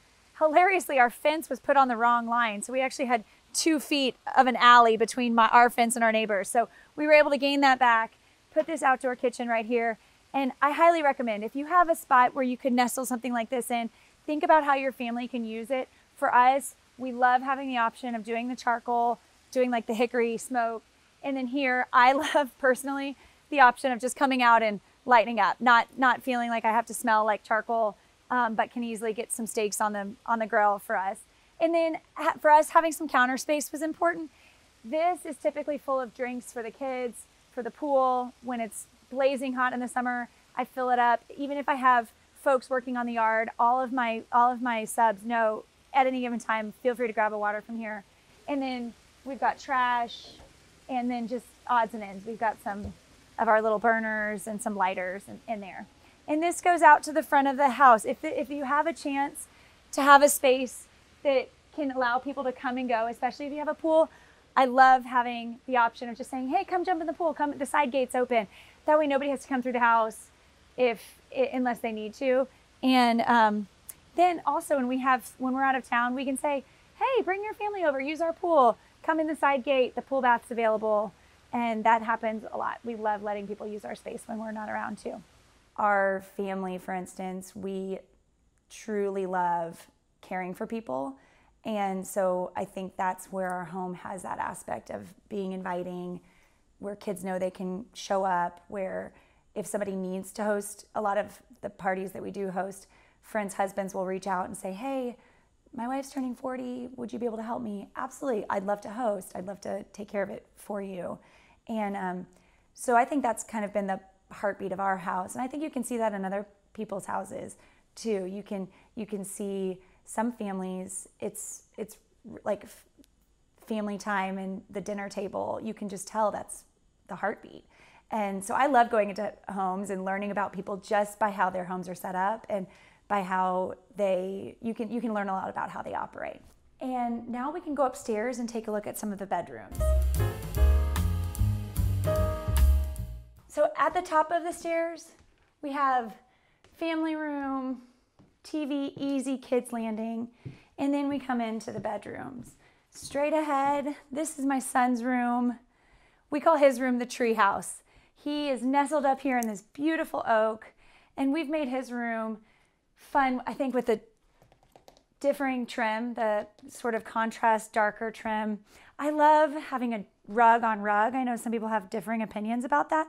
I think, especially with a young boy of 9 years old, they're up here playing Nerf. I mean, they literally go from catching frogs to coming up here. And I can only imagine the kind of dirt that you would have ground in your actual carpet. I'd rather have it ground down into a rug so that we can just kind of get rid of it as it gets all dinged up. I love putting a fun shade. This has been great. These are blackout, so easy, just cordless, open, close, and also can kind of add a fun pattern. Also, I love how they carry your eyes up. So these are already pretty tall windows, but when you put the shade it masks kind of the 2 feet that are behind it and makes this window look extremely tall. So, and he has a really fun bathroom. After having 3 girls, having 1 boy was really fun. I let him choose his wallpaper. He chose this, I think, fun geometric that can grow with him. Not too kid, but I would have this in my bathroom. And then even down to the design on his backsplash, we kept it simple with the subway tiles, very economic, reasonable, traditional, carries through, kind of timeless. And then I think it was fun to do this little pattern with the black charcoal tiles and the herringbone. And then this ground makes me happy as well. It's just your simple dowel tile with gray. They're not at the hexagon, and instead of penny rounds, you've got those square tiles. I love something like this. Anytime you can do gray grout, especially in a bathroom where a boy is going to be running in with muddy feet, it's so nice, so forgivable. Then you don't have to be cleaning your grout all the time, which I'm a fan of. Off of the other side of the family room is our laundry room and my studio office. So our architect helped design this extra large so that we could have ample space for crafting. This is where I do a lot of art.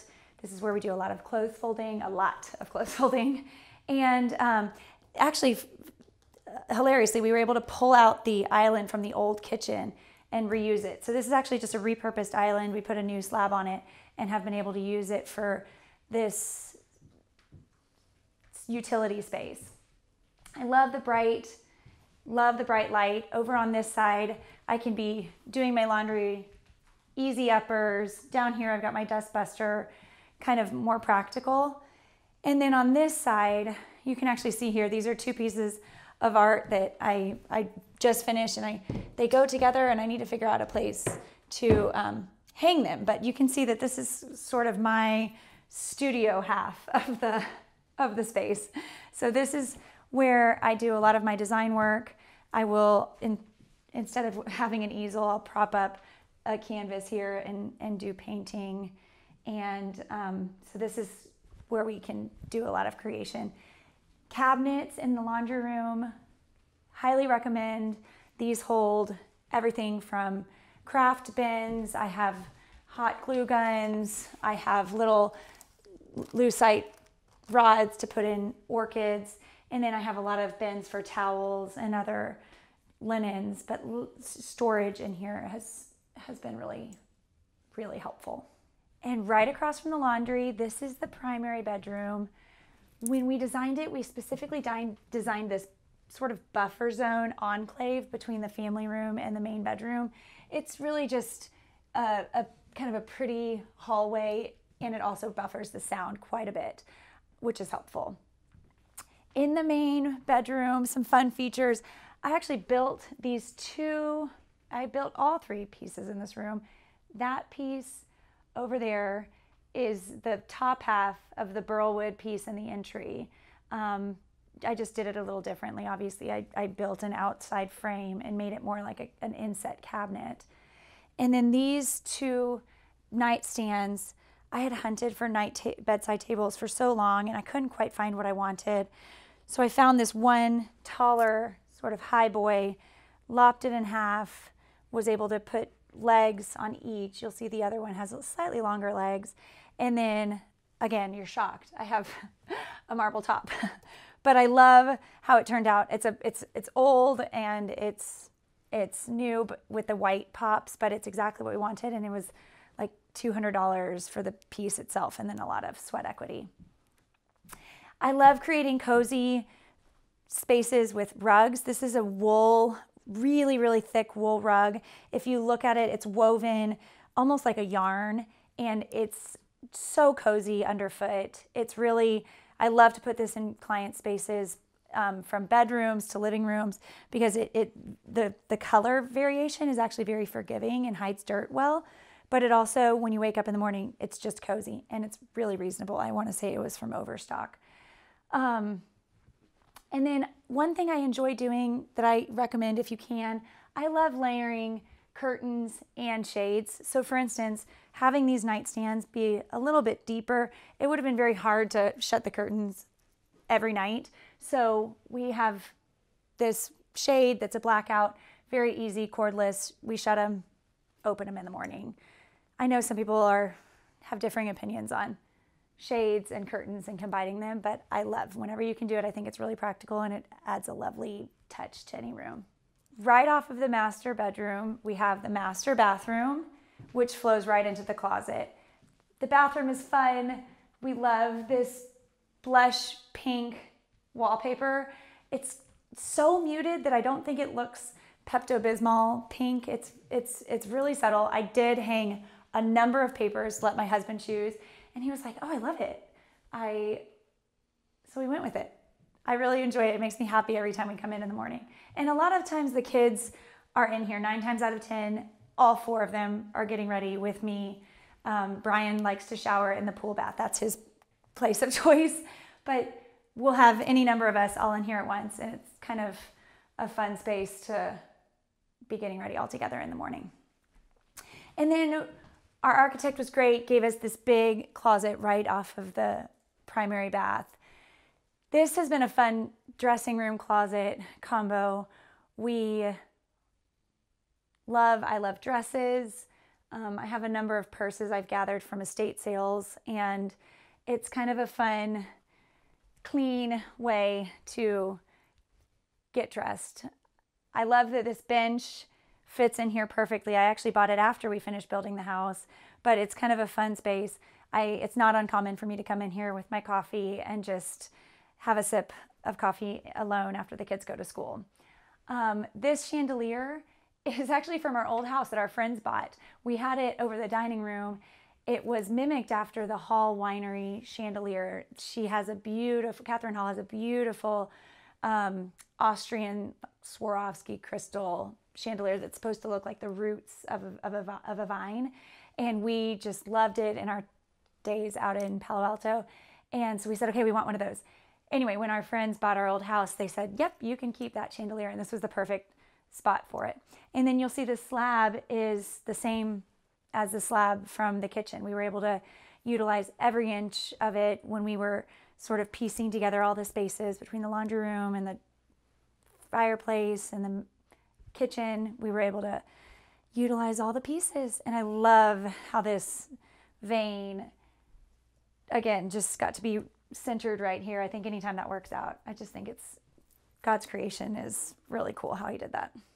Okay, one of my fun bag finds was from an estate sale close by. I was with the kids and we walked in, and it was an otherwise unassuming estate sale, but I walked into the first bedroom and I found this beautiful little satchel, and it's wicker and lacquered, and I didn't really notice any markings on it. I just fell in love with it. And then I looked closer and I noticed it's a Ferragamo, and it was a lesson for my kids. I pulled them into one of the back rooms and I was like, let's Google this. Let's just see. Because it was $80 and I had it on my arm. I was buying it either way. It was listed at the exact time on Ferragamo's website for $3,800. So my kids were just like, oh, they felt like we'd stolen it. You know, they got that first, like just experience of like, oh my goodness, we can save so much if we just pop into these random estate sales. Plus it's just fun. I love thinking about the places it got to go in its earlier life. I'm sure she was fabulous, and I would love to have gotten to be a part of her parties that she got to go to, and now they get to go with me to parties. I do love shoes a lot. I've become more a fan of wedges because I just think heels are so lovely, but they're just not practical. I think it was my days in DC that sort of solidified this in my brain. But I love finding, a good espadrille is always great. These Stuart Weitzmans are my absolute favorite. They, I think, are a $500 pair of shoe from Neiman's. I got for $15. I really don't think they'd been worn, if I'm honest. They were in perfect condition when I found them. And again, I can dress them up. They're that pretty nude patterned, or dress them down, wear them with a sundress. And the wedge makes it where I can wear them all day long without feeling uncomfortable. So I really think home is where you can collectively breathe.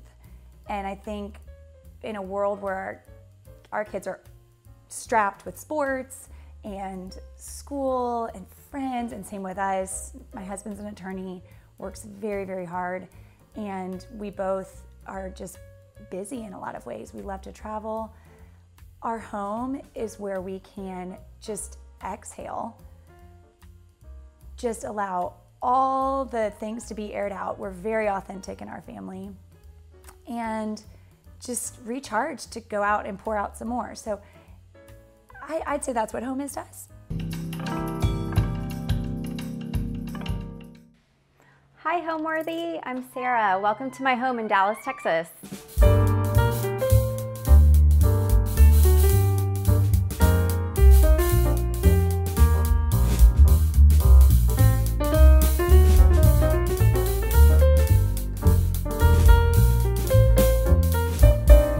You're watching Homeworthy, where we believe every home has a story.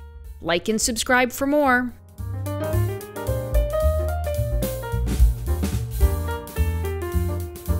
Hi, I'm Sarah Johnson with Sarah Johnson Interiors in Dallas, Texas. So I live in my home with my husband, who's my college sweetheart, and our 3 boys. I have a senior in high school, a sophomore in high school, and a 5th grader, my male dog, and my male cat. So I live with all boys. A lot of masculine energy. So I try to design my house beautifully how I would want to see it, but durability is very important in a house with all boys. So my home was built in 1930s. All of the living spaces are on the 1st floor. So we have, our open concept kitchen and living area. We have a formal dining room. The original formal dining room I actually converted to a home office. And then all the bedrooms are on the 2nd floor. So we all live on the 2nd floor. And I think that's pretty typical of architecture in Dallas. I don't think I directly knew that I wanted to do interior design all my life, but there were always little episodes that I now look back on and I think, oh, I should have always done this from the get-go. I was always rearranging the floor plan of my bedroom. I actually had an antique bed and it would fall apart every time I moved it. The slats underneath would fall down, but I always had to be changing my space and seeing it in a new light. And then I had the opportunity to purchase some real estate in Dallas, and I renovated them, and it was time to sell them, and I decided to get into real estate so that I could capture all the profit on that. And from there, I sold real estate for a long time, mostly because I just loved interiors. And finally, about 5 years ago, I'm like, you know what? This is as good a time as any. I'm gonna do what I'm passionate about, and I started doing it professionally. Welcome to my foyer. When you enter into my house, it's got a step down right here. And so it was a little bit tricky with what to do on these 2 different levels. So we decided to put this awesome, beautiful, kind of hand stenciled pattern on the landing so that people could see this step essentially when they walked in my house without tripping. So that was a fun little accent that we did. On my stairs, I actually used an indoor-outdoor rug on my stairs because I have 3 boys and a dog and a cat. So I don't have any worry about people using the stairs up and down, throwing things on the stairs. It's extremely durable. This part of the banister was actually original to the house. Unfortunately, we could not keep the original banister. It kind of just fell apart in the renovation, but I held on to this little guy and popped it on. So I think that's kind of fun that it's original to the home. We added the panel to the wall. I love wallpapers and I love any kind of treatment on a wall. I think it's a really important part of design. And so instead of wallpapering the foyer, I chose to add some paneling. So coming off the foyer, this is my office. I actually work from home, so I have baskets full of textiles, but I try to keep it as organized as possible. I have lots of storage, and on this side is my bookshelf of all my treasures. I mean, my child did a portrait of me, and I am not blonde, but that's supposed to be me. And I just have little trinkets from travel, family photos, my kids' art. So this space just brings me a lot of happiness to be surrounded in here with all that. This was originally a dining room in the home, and I converted it into my office. All of the bookshelves and cabinetry was added to be completely surrounding the room. And we added a very large round window. I love a round window. What I also love about this window is behind this fabric is actually corkboard. So on a normal work day, everything is pinned up on my corkboard, and it's just a fun way to use this space as basically my pin board and inspiration board. I don't know who that man is in that portrait. I was at my cousin's wedding in a small town outside of Atlanta, and I found that at an antique store and I loved it. And it's actually plexiglass, and it's been painted on top of plexiglass. I thought maybe I would purchase it for a client, but I kept it for myself. So I collect antique boxes. This was actually a wedding gift from a family friend. I collected this one on my own. I love collections. I think it gives me a little bit of purpose when I'm out and about in an antique store or I'm traveling. It's always fun to hunt for certain things. So I'm always on the hunt for an antique box. And another collection I have are baby cups, and that's in the other room. So it's fun to have a collection and also to display it. I've just put old photos in that box. It's just a prettier way to store things, I think. Also in my office, I just love to have a window bench, another great place to sit. It's actually the perfect perch for my little kitty. He keeps me company during the day. And I love the inside mount full length drapery as opposed to like a Roman shade. I think it looks pretty from the outside. Also what we did here is we did the liner in a pinstripe. So from the window outside, you see a pretty pinstripe instead of just a regular white drapery liner. So, and then the wall mounted lights are beautiful, and with the exposed wire, I think just gives it a little bit more interest. For this room, we actually wallpapered the ceiling. There was no opportunity to wallpaper a wall in here, so we wallpapered the ceiling. I chose kind of the smaller pattern Geo, and I love it because it brings all of my colors together. It has the greens and it has some blues and it has some taupe, and so it was just a great way to pull all the different colors together in one area. So now I'm taking you into my dining room. When we purchased the house, this was an original formal sitting area, and since I had taken over the original dining room for my office, I wanted to allocate this as my formal dining. It's a little unexpected. It's not off the kitchen, but it's still super easy to entertain in here and serve food. It's in close proximity to the kitchen. Also, we have the original fireplace in here, which was so important to me to keep and preserve. I think it's just beautiful to have in a dining room. The mirror above it is my great-grandmother's, so that's really special to me. But I think the most special thing in the room is my grandmother's baccarat chandelier that came out of her home in Connecticut.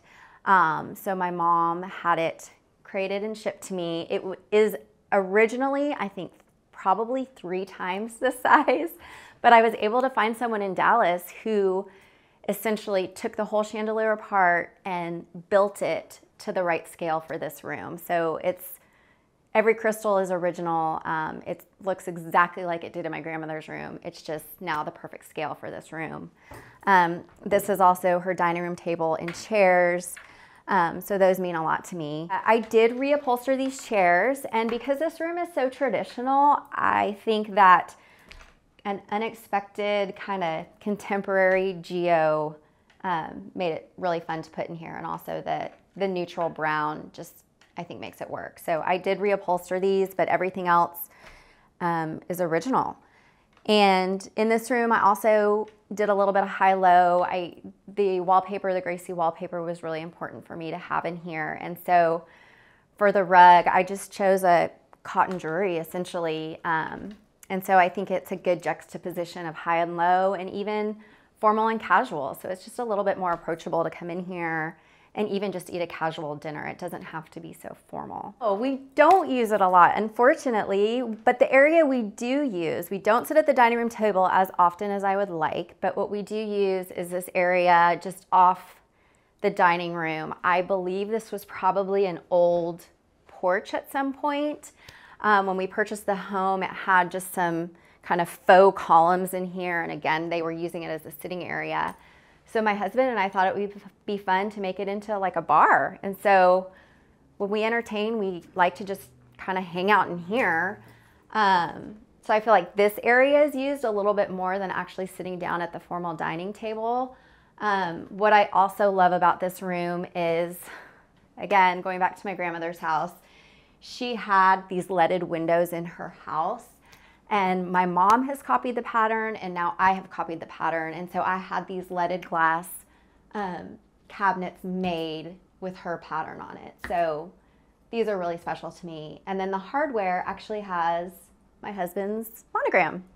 So that's a fun little touch. I cannot take credit for these. So my friend Emily Miller, her company's Emily Miller Decor. She helps me with all my styling, and she creates the most phenomenal tablescapes. So she came over yesterday and thought these would be really pretty to have in my bar for the shoot. I think she told me these are from her husband's family, and they're very old and beautiful. I wish I had more of a story for you, but I don't. Everything Emily does or touches is beautiful. I would describe the style of my home as a traditional home. It's an original 1930s home. Brick facade, beautiful fireplace chimney out front.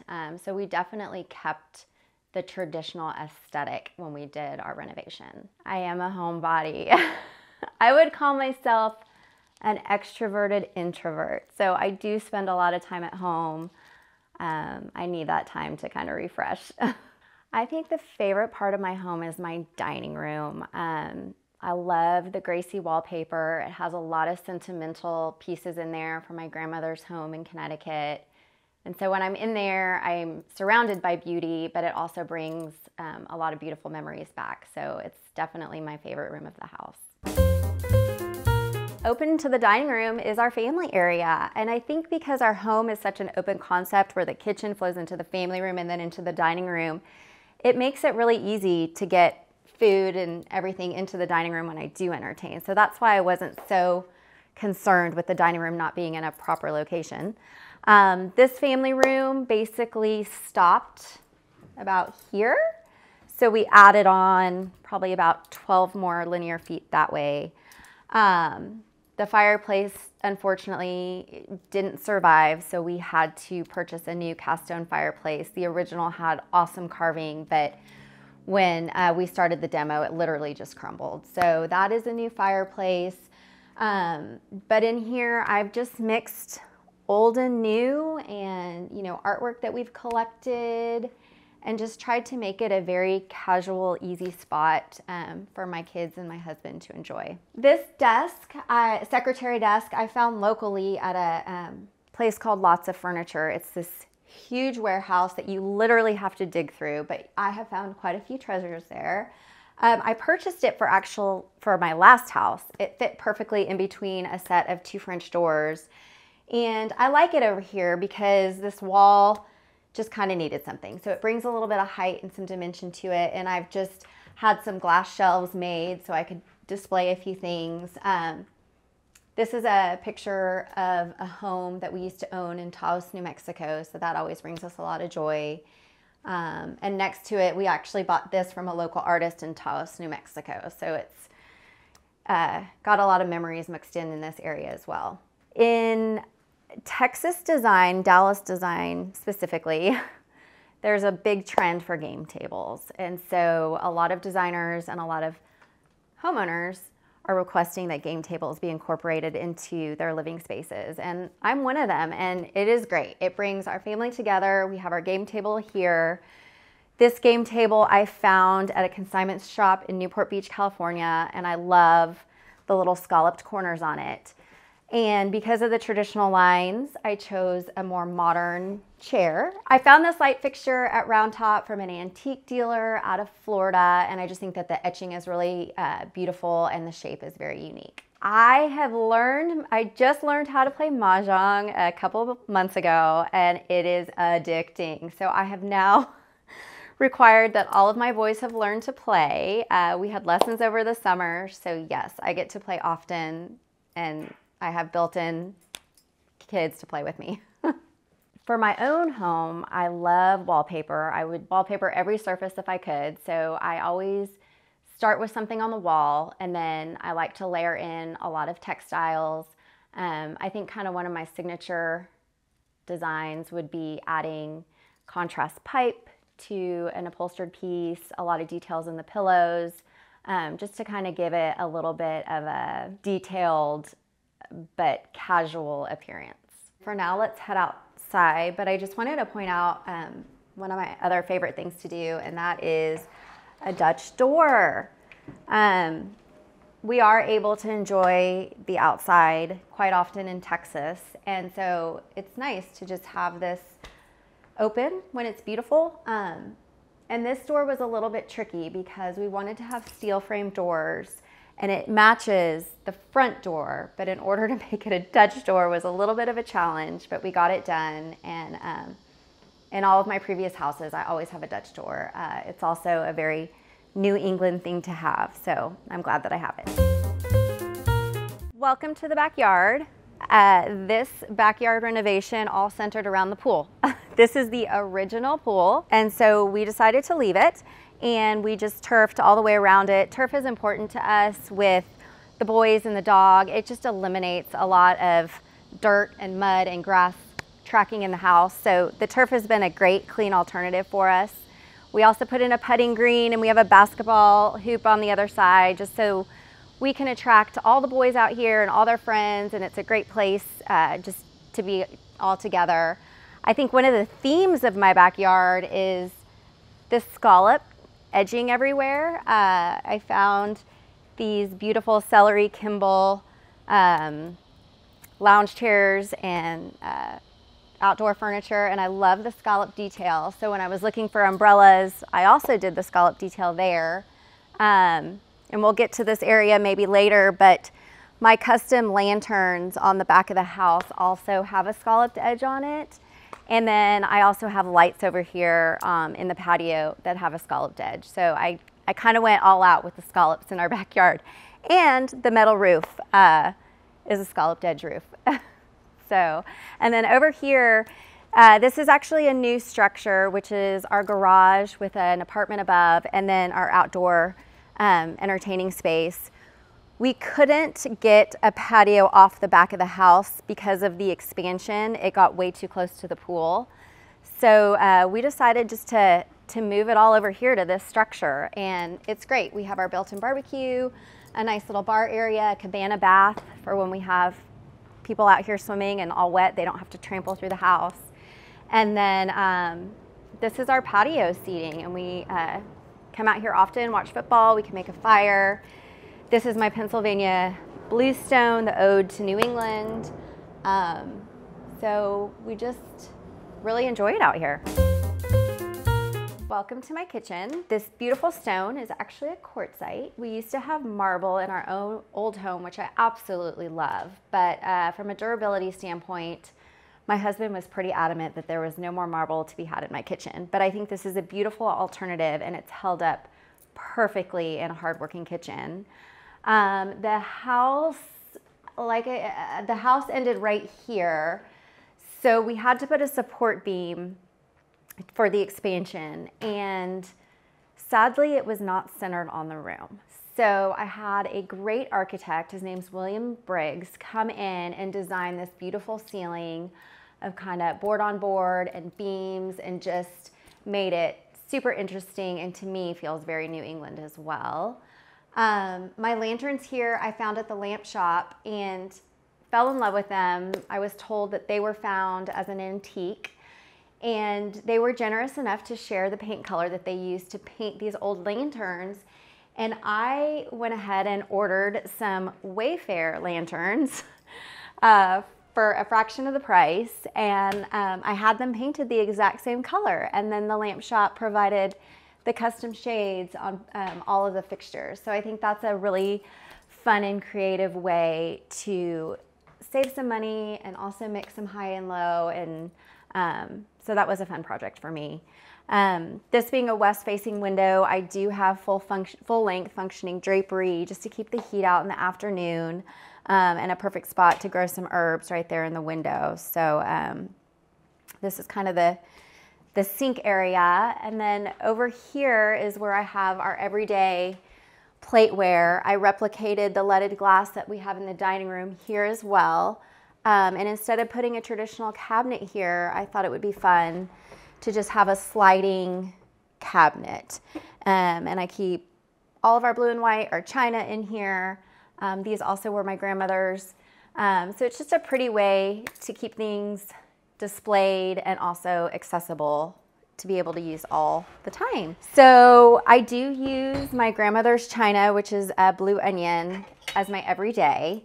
So this is it. This is the smaller plate. The dinner plate's over there. The rest of them are in the dishwasher. But they're used every day, and I just say, why not use them?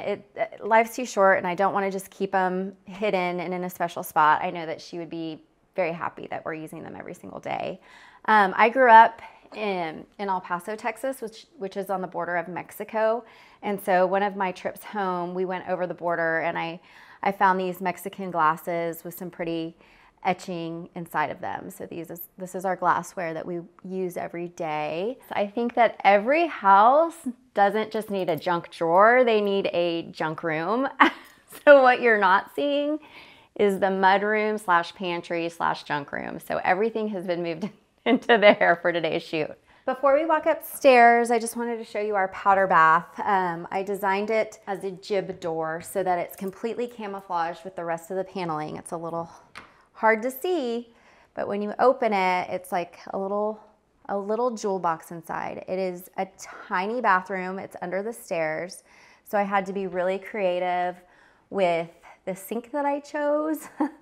And I skirted the sink to hide all the plumbing behind, and a little unexpected decor in here is a collection of oyster plates, but I thought the colors complemented the wallpaper so well. All right, let's head upstairs. So here we are in the hallway upstairs. What I love about this hallway is the tone-on-tone pinstripe wallpaper. And to complement that, I found these prints at Round Top. Blakely Lively is the artist, and had them framed traditionally, but I think they're I call them my modern botanicals, I think. Welcome to my bedroom. If you haven't already noticed, my favorite color is blue and white. So I love my quadrille paper.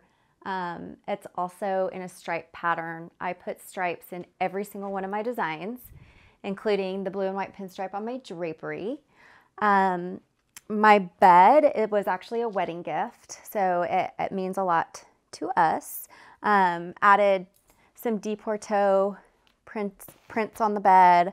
One of my new favorite things also to incorporate in my design is to always have a reading light, easily accessible. I have a switch right here.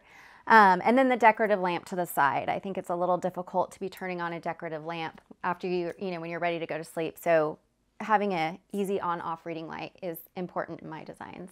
So also as my bedside tables, instead of using a typical bedside table, used some antique pieces that I had passed down to me. This chest of drawer I think is really, really beautiful, and this was actually my great-grandmother's desk. I remember playing on it when I was younger, and it's got water stain marks on it and all the things, but I think that's what adds character. And again, I don't think that any furniture should be so special that you can't use it, you can't enjoy it. So I use it as a bedside table. My closet here is not huge. So when we were renovating the house, we built this wardrobe for my husband. So this is all his, and I get the whole master closet. So this is an addition. Home, I think, means to me, again, a feeling of warmth and comfort. When I think back about how I got into interior design as well when I was a kid, I kind of feel like it was a sixth sense. It's not, I was very influenced by how I felt in my surroundings. And so for me, home is truly feeling at home, and that's comfort and having, a mix of new furniture, but also pieces that mean something to you, whether you bought them on a travel or, you got it from your grandmother's house. It needs to all be incorporated into the design.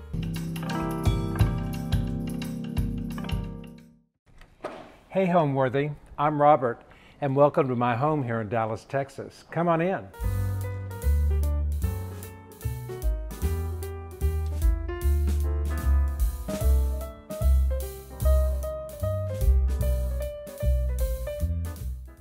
You're watching Homeworthy, where we believe every home has a story.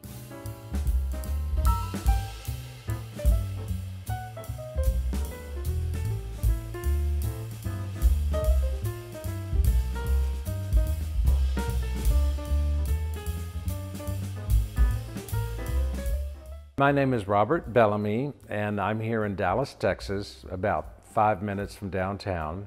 And I've lived on this property for almost 40 years. The new house I built here is something that I built from the ground up. I've always wanted a more open, loft-like space.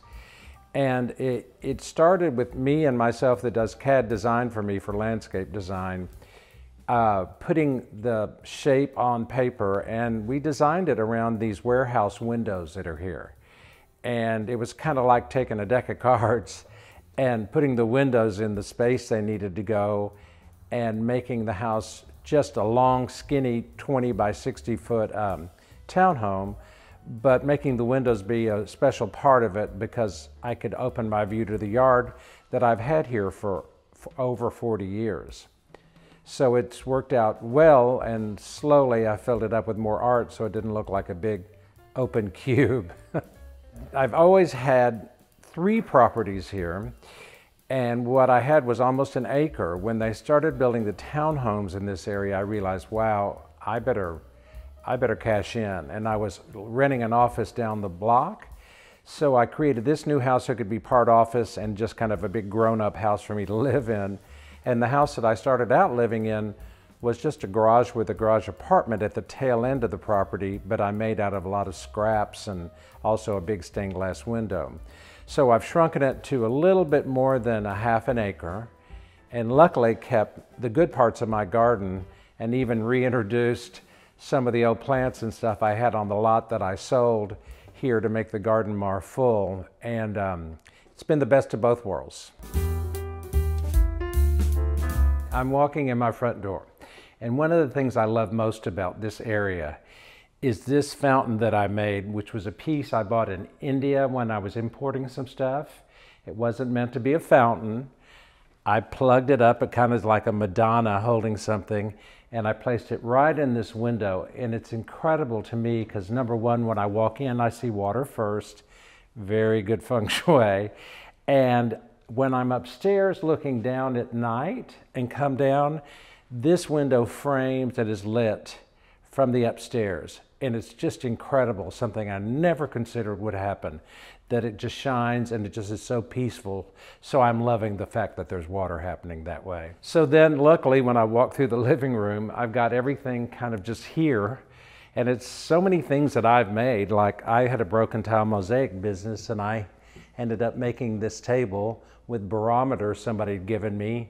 Never thought I could have it anywhere or outside, but it became my coffee table here.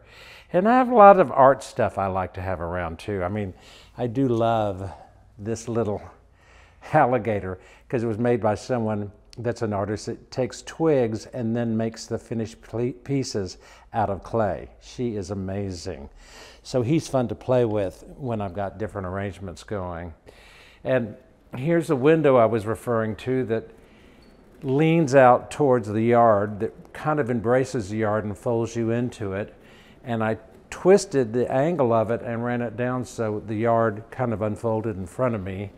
And the glass makes a big difference here, which is really nice. Since this window kind of cants out this way, I kind of put some collected pieces in here because it's kind of an outdoor showcase.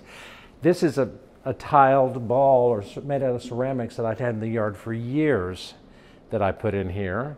Here's a piece that I bought from an artist in Spain. He called it his bone Eiffel Tower. I didn't know where to put it. I put it down here. Luckily the dogs don't try to eat it. And the column is something, because I collect architectural pieces, but I got this wonderful grackle painting, which I adore because they're really big menacing birds in Dallas, and he looked perfect. I put him on there. He hadn't moved for a minute. So different artists that I've collected. This is a drawing that someone did of a Georgian-style painting that's a famous one, but he did a copy of it when it was in the gallery back in the 30s. And this is an artist called Walton Tyler, that's a Dallas artist, who does these strange kind of amorphic, kind of mechanical looking drawings and paintings, excuse me. I have 3 of his paintings. I really enjoy him. He's a little nuts, which is fun. When we built this, we wondered what we wanted to do with the floors. I just wanted concrete floors, like I lived in a warehouse. And we just scored them lightly, and there was a question about staining them. I went, you know, through the sands of time, they're going to get stained and be themselves anyway. And I'm thrilled to have them, because it's kind of a small palette. The color in here and the color of the concrete floors, it works really well for me. And it's really about the carpets, you know, that stay in here and help, you know, the little rugs really pull it together. Over here, I have never had a good indoor fireplace, and I'm loving this. I'm a big scrap finder. From an old boneyard, I got these big pieces of granite that were rounded, and I was able to make the fireplace mantle out of those, framing it. And it just works. It draws like nobody's business. It's the best. And because of that, we really needed a powerful painting in here. And this fellow is Barnaby Fitzgerald, who was actually a painter and also a teacher at SMU. He just recently retired, and he does very unusual pieces. There's lots of activity going on in here, but I like activity in my house, and I really enjoy the color. I think it makes people really engaged. You know, I started out going to school just as a Bachelor of Fine Arts, kind of in printmaking. I just knew I wanted to get out of school, but I didn't want to be an artist. But I'd always loved architecture. And in my age of being 17 and 18, I started working at nurseries a lot, and realizing that the more I worked in nurseries, the more I liked outdoor spaces and plant material, which I was getting very familiar with. And then because of that, I took some drafting classes, considering my style of doing like architectural design fell into place with my etchings and such that I did. So luckily at 25, I sort of was a glorified yard boy for people that I'd known when I'd grown up here in Dallas. And I've had lots of brothers, and people would refer me to do work. And by the time I'd done it for about 5 or 6 years, I'd started a small company and kept doing it from then on pretty much. And it's residential landscape design, and I install parts of it, and I contract a lot out, and I like building architectural features. So that to me is the most fun, is building things and making them look like the houses that they're supposed to live with, not look like they came out of left field. So I'm a lucky guy. I knew what I wanted to do and stuck with it. I like a sense of surprise in a landscape. I like it when something happens around the corner that somebody maybe would not have thought of. And I also kind of like a sense of humor when that can happen. So it's why people call me, I think, because of my landscapes are kind of a little off base, off tilt, wander a bit, if you will, and kind of are surprising gardens. And that makes me happy. Walking from the windows, the dining room's kind of the center of the house in here just because of the way the door happens. And walking in from outside, I particularly like the fact that this painting is here, somebody that I knew and we even went to high school with, that it's like a landscape, that like a window to the outside. I find that works really well, because conversely, I've got a really large door here made of glass and metal that I had made for another building, and I wanted this because I didn't want more view outside. I just wanted the texture of the glass and the heaviness for this room. So you open that up and you get this whole landscape that comes through to that painting. So it's a lot of how the paintings work in this house, which make me very happy too. I was just at this little shop called Curiosities, and I noticed this mosaic above the door that I bought, and I went, I think that'll fit right above that door where there was a void, and it fit perfectly. And mosaics, it's very organic. I love it. Mosaics is something I've done for so long, it was fun to find a piece that worked really, really well. It sort of grounds the door, so it makes me happy. Yeah, the way I like to host it depends on how people enter my yard. There's a garden door that's right to the left of this that people can come into the yard. I usually do that. So when they come in, they can kind of walk in the yard, and then this door could be usually wide open depending on weather, and walk in here. And I'll just have food on the counter. I'm a very casual person. And if I'm cooking or someone's helping me, there's food laid out on the counter, plenty of wine, everything set up here, and cooking can happen in this small space. Counters are up high because I'm a tall guy, and nobody else can help me do the dishes because it's all about getting up high. And kind of kitchen stuff is everywhere. I like vases a lot, and I can use different things and layer things out with color when I'm here cooking and doing what I enjoy doing a lot. And finally, in a new house, the lighting works well in here, better than my old home where I lived before. So that's kind of the way it goes. It's like everything's here, pots and pans are even scattered that way, and a lot of my entertaining ends up in outdoors and outdoor structures too, because it works well that way. But this has turned out to be really efficient for me. I enjoy it a lot, and you still have a view of the outside, and it really works well. I have a propensity to finding things that are unusual, and this I saw in Chicago, and somebody had made 1 or 2 different milk carton things like this, different colors with a composite concrete. It's heavy. I told them, don't sell it, I'm gonna come back tomorrow, I think I have to buy it. And I just have this here. Sometimes you can put a flower in it. It just makes me happy. And almost anybody, especially when I'm entertaining, comes and picks this up and goes, what is this? And oh my gosh, who would have thought of that? I like a sense of humor in art. It makes me really happy. Makes it a little bit more user-friendly, I guess. In the kitchen that I had redone in my little garden house, as I call it, I'd had a lot of chopping block material, so I made chopping block right a part of the kitchen counters, and I immediately missed that here. So I realized I needed a chopping block. I needed something I could move when I needed to scrape things off. I needed something that I could pull around, put cheese and wine on and serve things from here. And one conversely on the other side that I use when I'm making things. So I'm kind of a busybody when I do things, and having this stuff here that's maneuverable works really well for me. I miss the built-in countertops, but I think this is actually more fun. And they're easy to wash off when you just need to put them in the sink too, so it works pretty well. I had found this painting, which was incredible, at just an antique store, and it was only $150. I couldn't get over it because it's all pots and pans. And it worked out perfectly with the nature of what I like to do. It's kind of like, that would be my kitchen if I lived somewhere in Paris, it looks like. Another table that I did with the little barometers on it, which I built up taller and turned into a bar. So things kind of get formed for what I need because I enjoy reinventing things, and I have the metal people that help do it. On the counter right over here by the door is one of my favorite things because this is always a vignette. I'm always using the fruit and such. But nothing makes me happier than little funny pieces of art like this.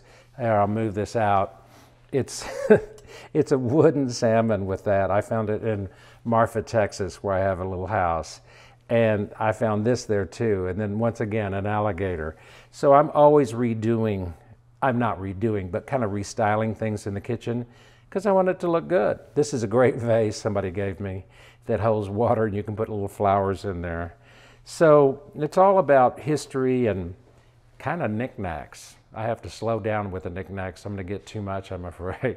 I always knew, the kitchen's blue because I'd been traveling for a while before I built the house in London and somewhere in France. And I like the idea of the blue. I like blues a lot.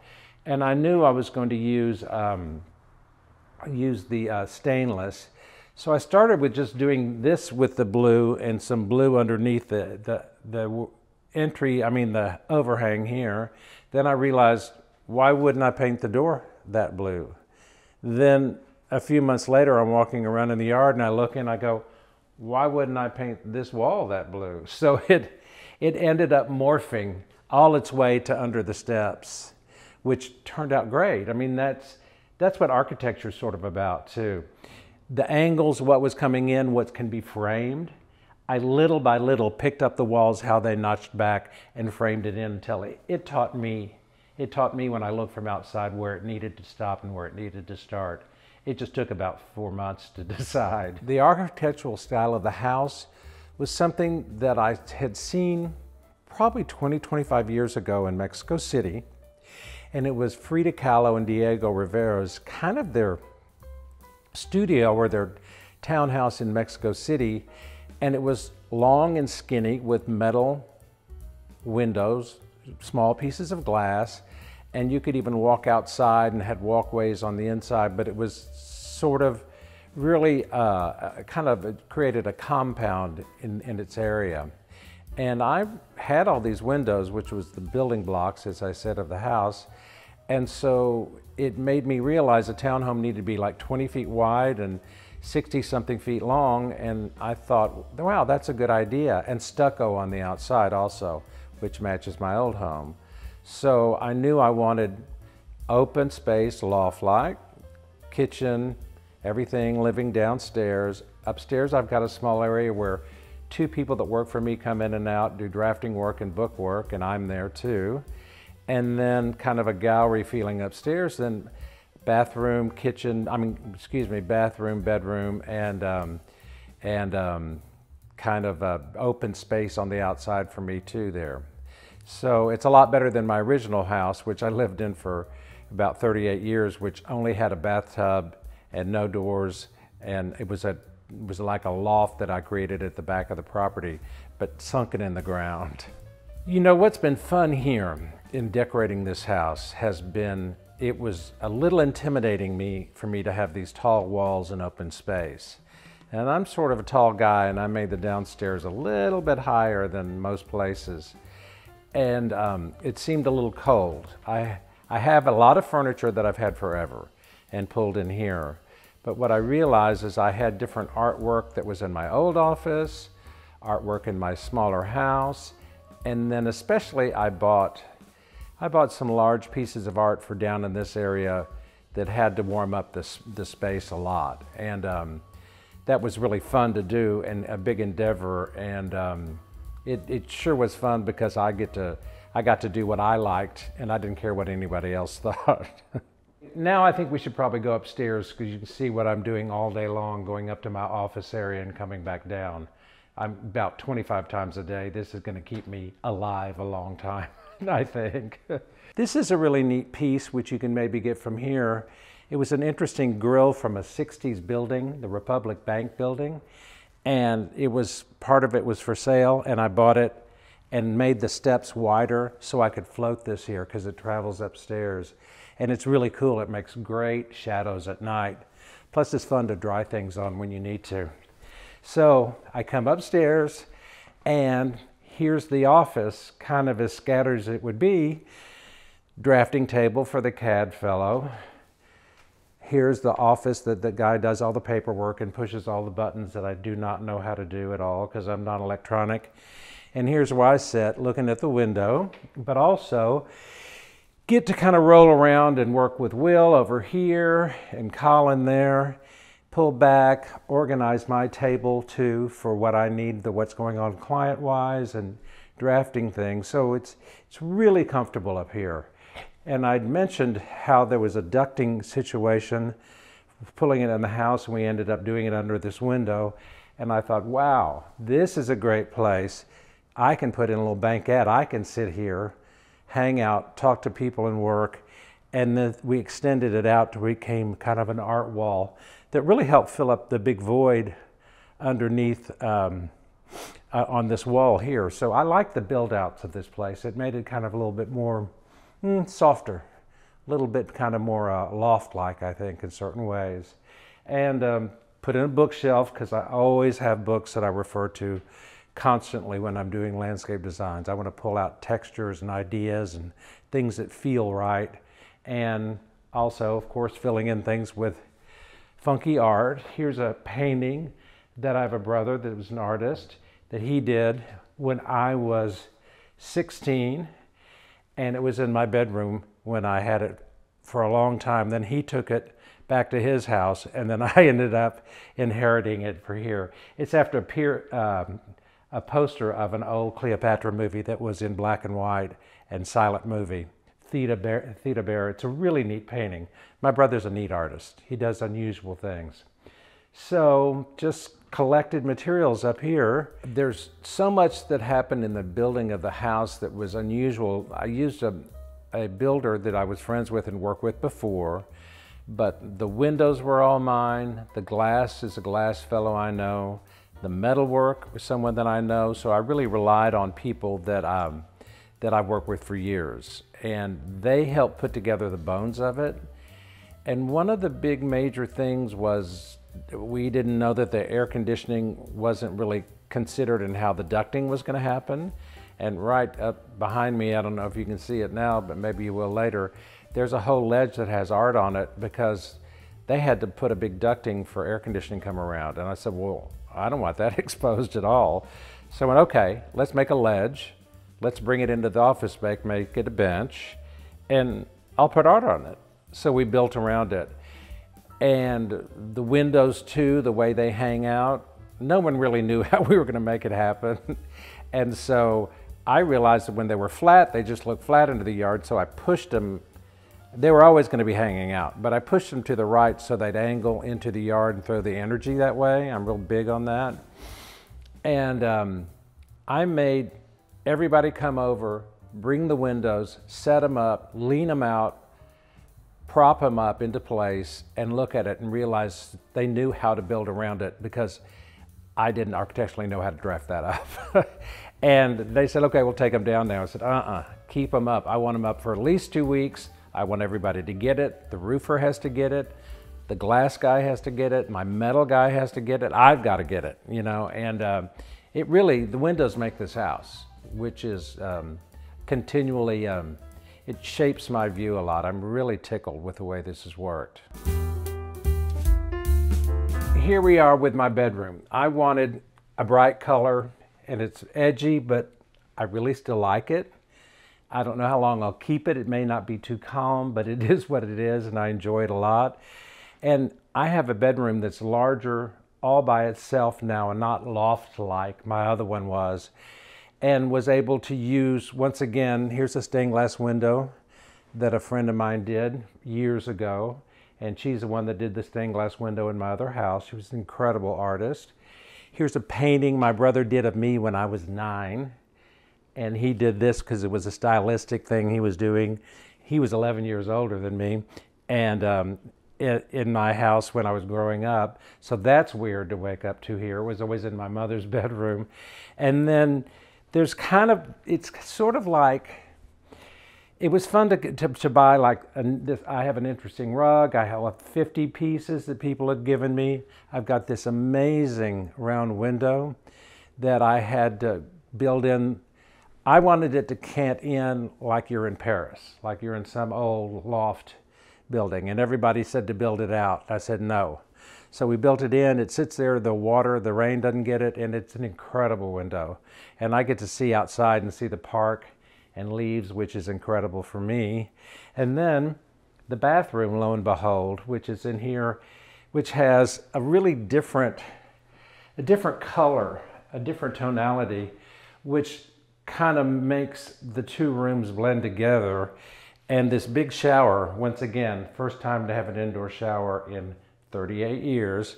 I found these pieces of travertine and cut them and put them in the inside of the shower, and was able to use some old tile that I'd found in caustic tile in a warehouse in El Paso 15 years ago. And it's just amazing to have this big room. I like the art in here. It's all funky. I like the blue that looks off into the, it's kind of like a Legaretto color change, you know, intense color into another intense color. And this is a piece I found at a shop that was closing, and they had wonderful kitchen things, so that was great. And ideally, I have a door right here, which is amazing because you have to have an exit door in case there's a fire or something. So I put in a little balcony, which makes me so happy because once again, door was at another building I had, so I designed it around it. But I can stand out here in the mornings or whatever and just be drying my hair, and the dog runs out here and I can see the whole yard, which is very cool. And really, no one's is looking at me because I've got evergreen walls all around me. So this bathroom is fun. And it has funky art in it, which I like too. Edgy pieces. It works well. It makes me so happy to see those floating teeth in that. And that reminds me of a scene in Clockwork Orange when he's sitting in the bed and he's going to take a sip of water, and I think he's at his uncle's house, and he takes a drink and he looks down and there are teeth in there, and you just go, oh my God. I mean, I remember that being 15 and seeing that, and when I saw this, it made me so happy. I just bought it immediately. I think it's a great painting. So incredible. And you know, art should be fun. And it works well in here. It's lit up well, which is good too. So, and this too, amazing thing. This is an encaustic tile piece I bought from a good friend, Jason Williford in Marfa, where I met, where they had a gallery, and he's a painter, and it was the first encaustic, meaning kind of heavier applied wax painting. But look how it looks on this wall and that color. Did not even mean for it to happen. That's what's fun about having different pieces. You put it somewhere and I go, oh my gosh, that's never looked so good, right? Until I paint that room or something. But anyhow, so I love this place. I love having a big bathroom and a big bedroom. It's a huge change for me, lifestyle-wise, a lot. So there we go. When I built this home, I didn't even think I would put in a front door where the door is.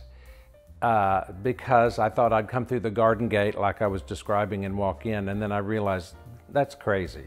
All I do is come and go during the day, and I have the drive right outside in front of where this gate is and my door, and I took what was going to be a window and turned it into a door, so I can open my outdoor gate, feel like I'm in a garden, throw the door open, immediately start, you know, putting packages down or whatever, kick my shoes off, go upstairs and work with the guys when they're in the office, and always see the outside. I just wasn't prepared for how much these windows would open me up to the garden, and I'm really lucky that way.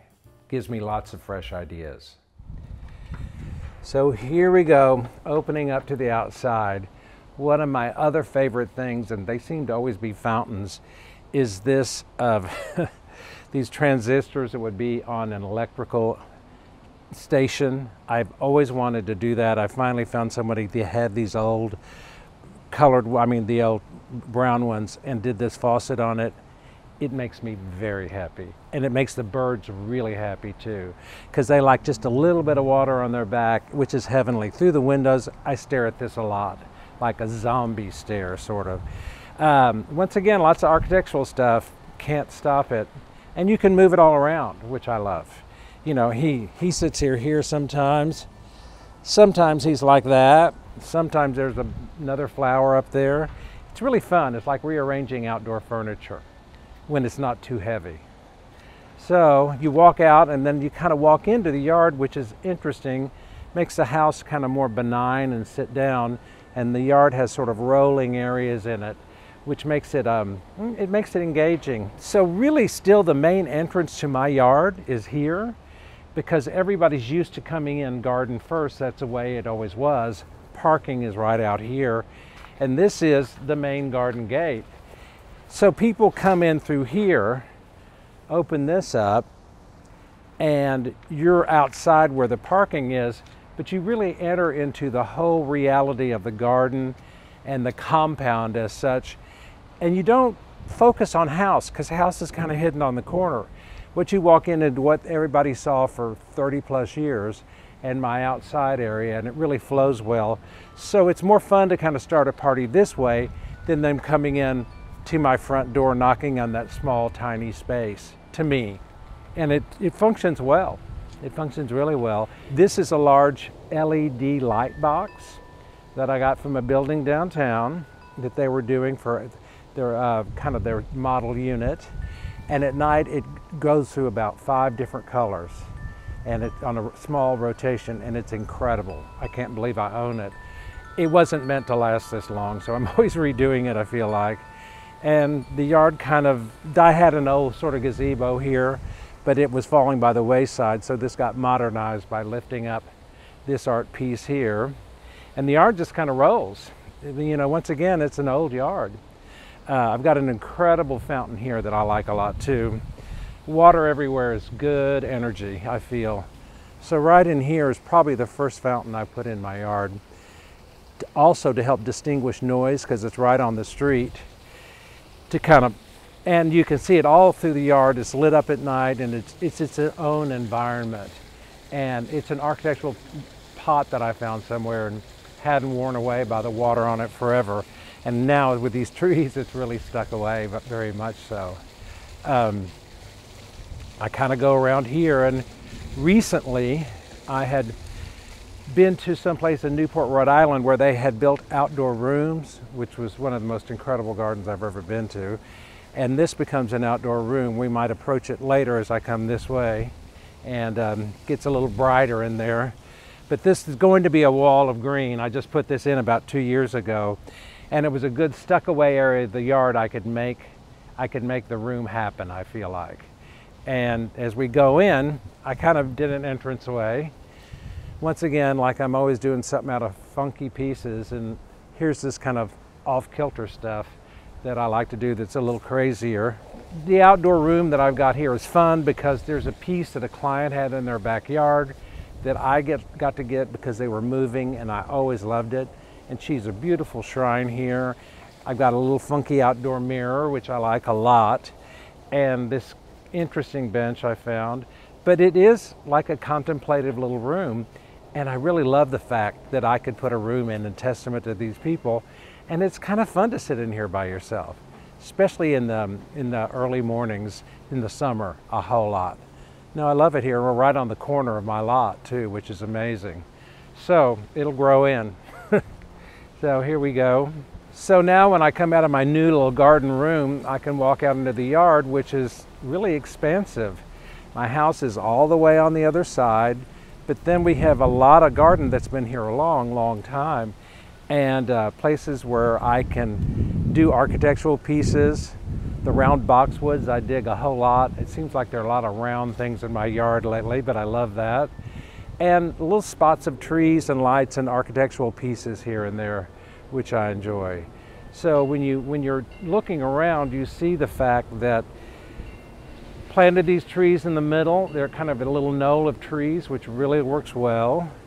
And then we come over here, and here you get to the place which is what I call the garden house now, which was my original house for like 37 years, all the way at the end of the property.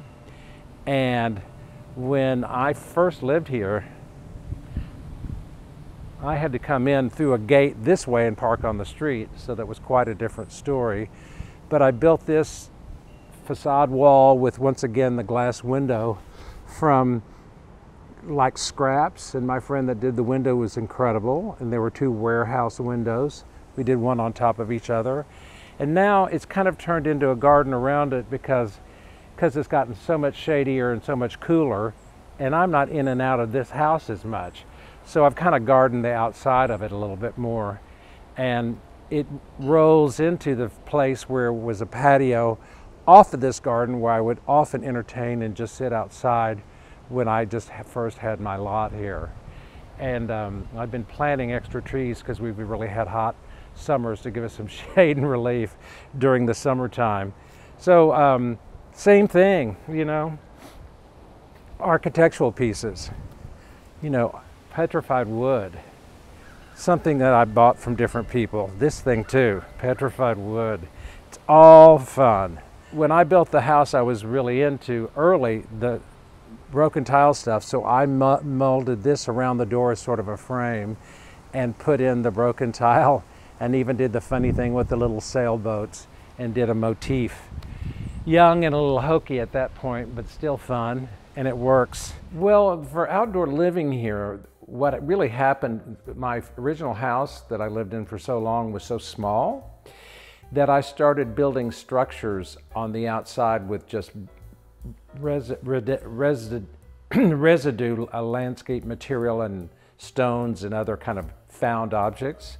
And I built an outdoor dining space, then a covered space where I did kind of the tile work, and then sort of a studio. And now that studio's evolved into being an outdoor kitchen because I'm not doing the tile work anymore. So my living is really outside, and it's outside with these structures, and the house folds to the outside very well visually, and people come in and out. But when I've got a lot of people over, we're sort of outside oriented, where you can sit outside, be in undercover, and wander in these rooms that I built out of all, frankly, just broken stone materials and other architectural pieces I've collected. So here we are in the funky little garden house. Cool thing about this place, it's in 3 levels. One is a level now that I'm letting a friend of mine use as her art studio because she just moved to Dallas. So I cleaned all my furniture out, and she has her artwork going in here. And this way, there's something going on in the house. I don't like no energy in spaces, so that bothers me. But what's the same is a small kitchen area, which was tiny, obviously. And look how tall the ceiling is for the upstairs. So it really was a cozy space, and about 6 years ago I opened it all up and had this work as a kitchen, which works out a lot better because everyone always wanted to hang in here, and a lot of industrial stuff was behind it. So really, when I lived here, I was sitting here looking outside all the time, which I loved, but it wasn't enough outside compared to what I have now, which is amazing. And this house has gotten darker. And the other amazing thing that I've talked about a few times before is this window, which my friend Judy DeSanders did. And it's just killer because I knew that the whole room would focus about this. This whole wall was made out of scrap materials, stone on the outside and inside. And these were 2 warehouse windows that I had purchased, and I had some glass, and she just did the rest. And when you think about it, almost 40 years ago, people weren't using wine goblet stems, prisms, and stuff in windows. And in the winter, when the light's out there, you can see prisms dancing on the floor. And I built the staircase. It came in 3 parts. It had to come through the window, landing, step here, and railing. So it's kind of seen its test of time. But what's cool is the whole house was an open air loft. So bedroom upstairs, a little bathroom upstairs, and then, you know, sunken living room. And so it was tiny, but it was fun. We had a good time entertaining here. And these are easier steps to come up and down. And you still get a view from outside, which is nice. And the bedrooms, it's cozy. It's cozy up here. And once again, all open. Not a closed door in the joint, except for, of course, the closet doors. So it's a pretty open air way of living, with the bathroom all exposed here. And there's the tub. That's all I had for a long time, European style with a wand. But it's fun. It's fun to sleep in here. Now I feel like I'm sleeping in a tree house. Before it was just reality house. But I love the stonework. It's one thing I don't have in the new house, any visual stonework inside. But I've done some other structures outside that are made of stone, so it works. And once again, Judy that did that window, this is one of the earlier stained glass windows she did. She did the one inside of my bedroom too that I hang there. It's called Mechanical Madonna and Child. You can kind of see the little transistors. It's sort of like the Jetsons, right? Some of it's broken and cracked from the sands of time, but it's a pretty amazing window for somebody that was doing something like this in the early 70s. I was lucky to have a good friend like that. So it's still a wonderful space. The soul of my house is when you open the gate and you're in the middle of a downtown area, which is now surrounded by townhomes. It's you know, the word oasis always comes up. You're surrounded by green everywhere. I've made the land kind of more rolling with soft berms. I've got architectural pieces in the land. So you kind of want to walk through the gate and walk to the left or walk to the right or just keep going. And, you know, 30 to 40 years can really help make a garden too. And because of that, you're lost to the outside. Even with the townhomes now, you don't really get the fact that you're in the middle of town and you're looking at sky and texture rather than looking at your surroundings and old trees. From the history of times, having my small house, wanting to be outside, this was the outside patio. Here's the outside fountain. This is where I always hung out and talked.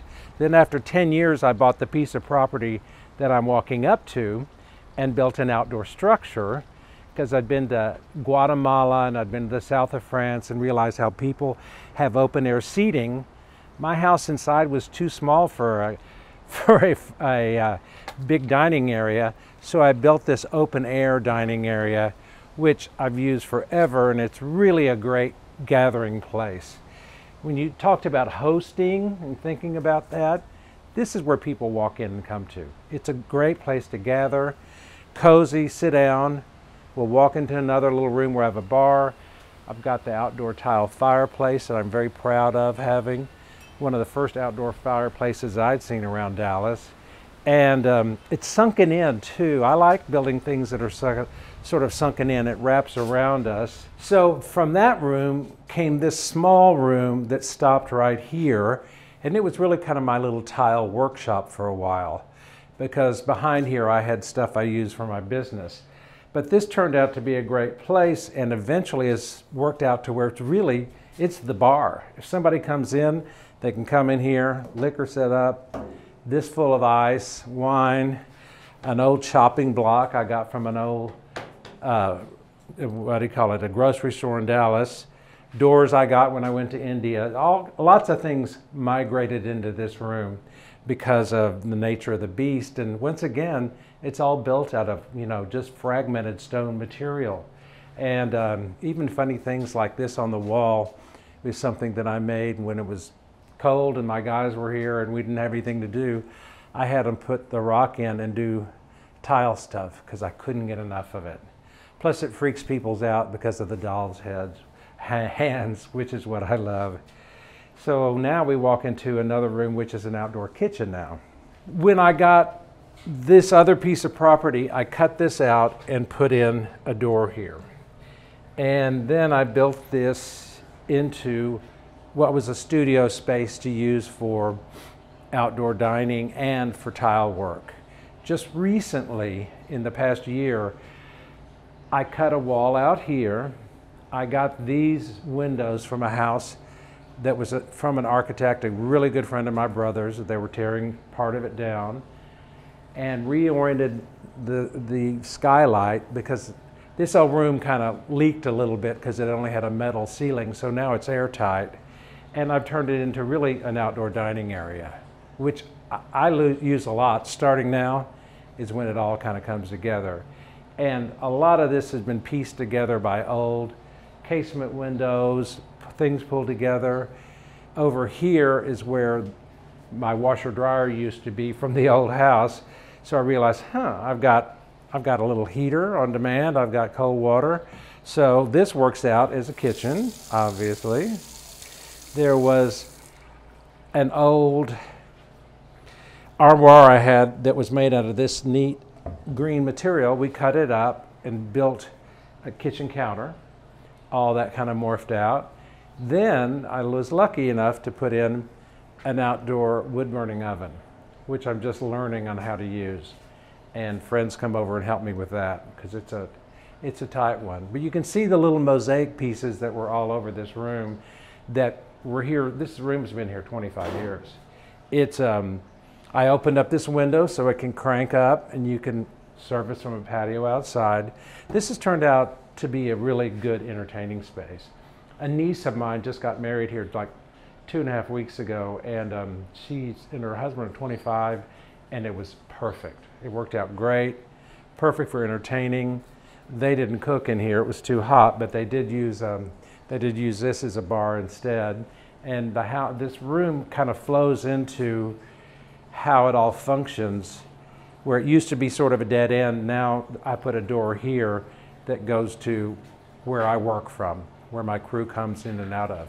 But sitting here, I can put an extension on this table. There can be 12 people eating in here, which is really pretty great. And the new windows and the light and knocking this door out has made it a totally different space, which I love.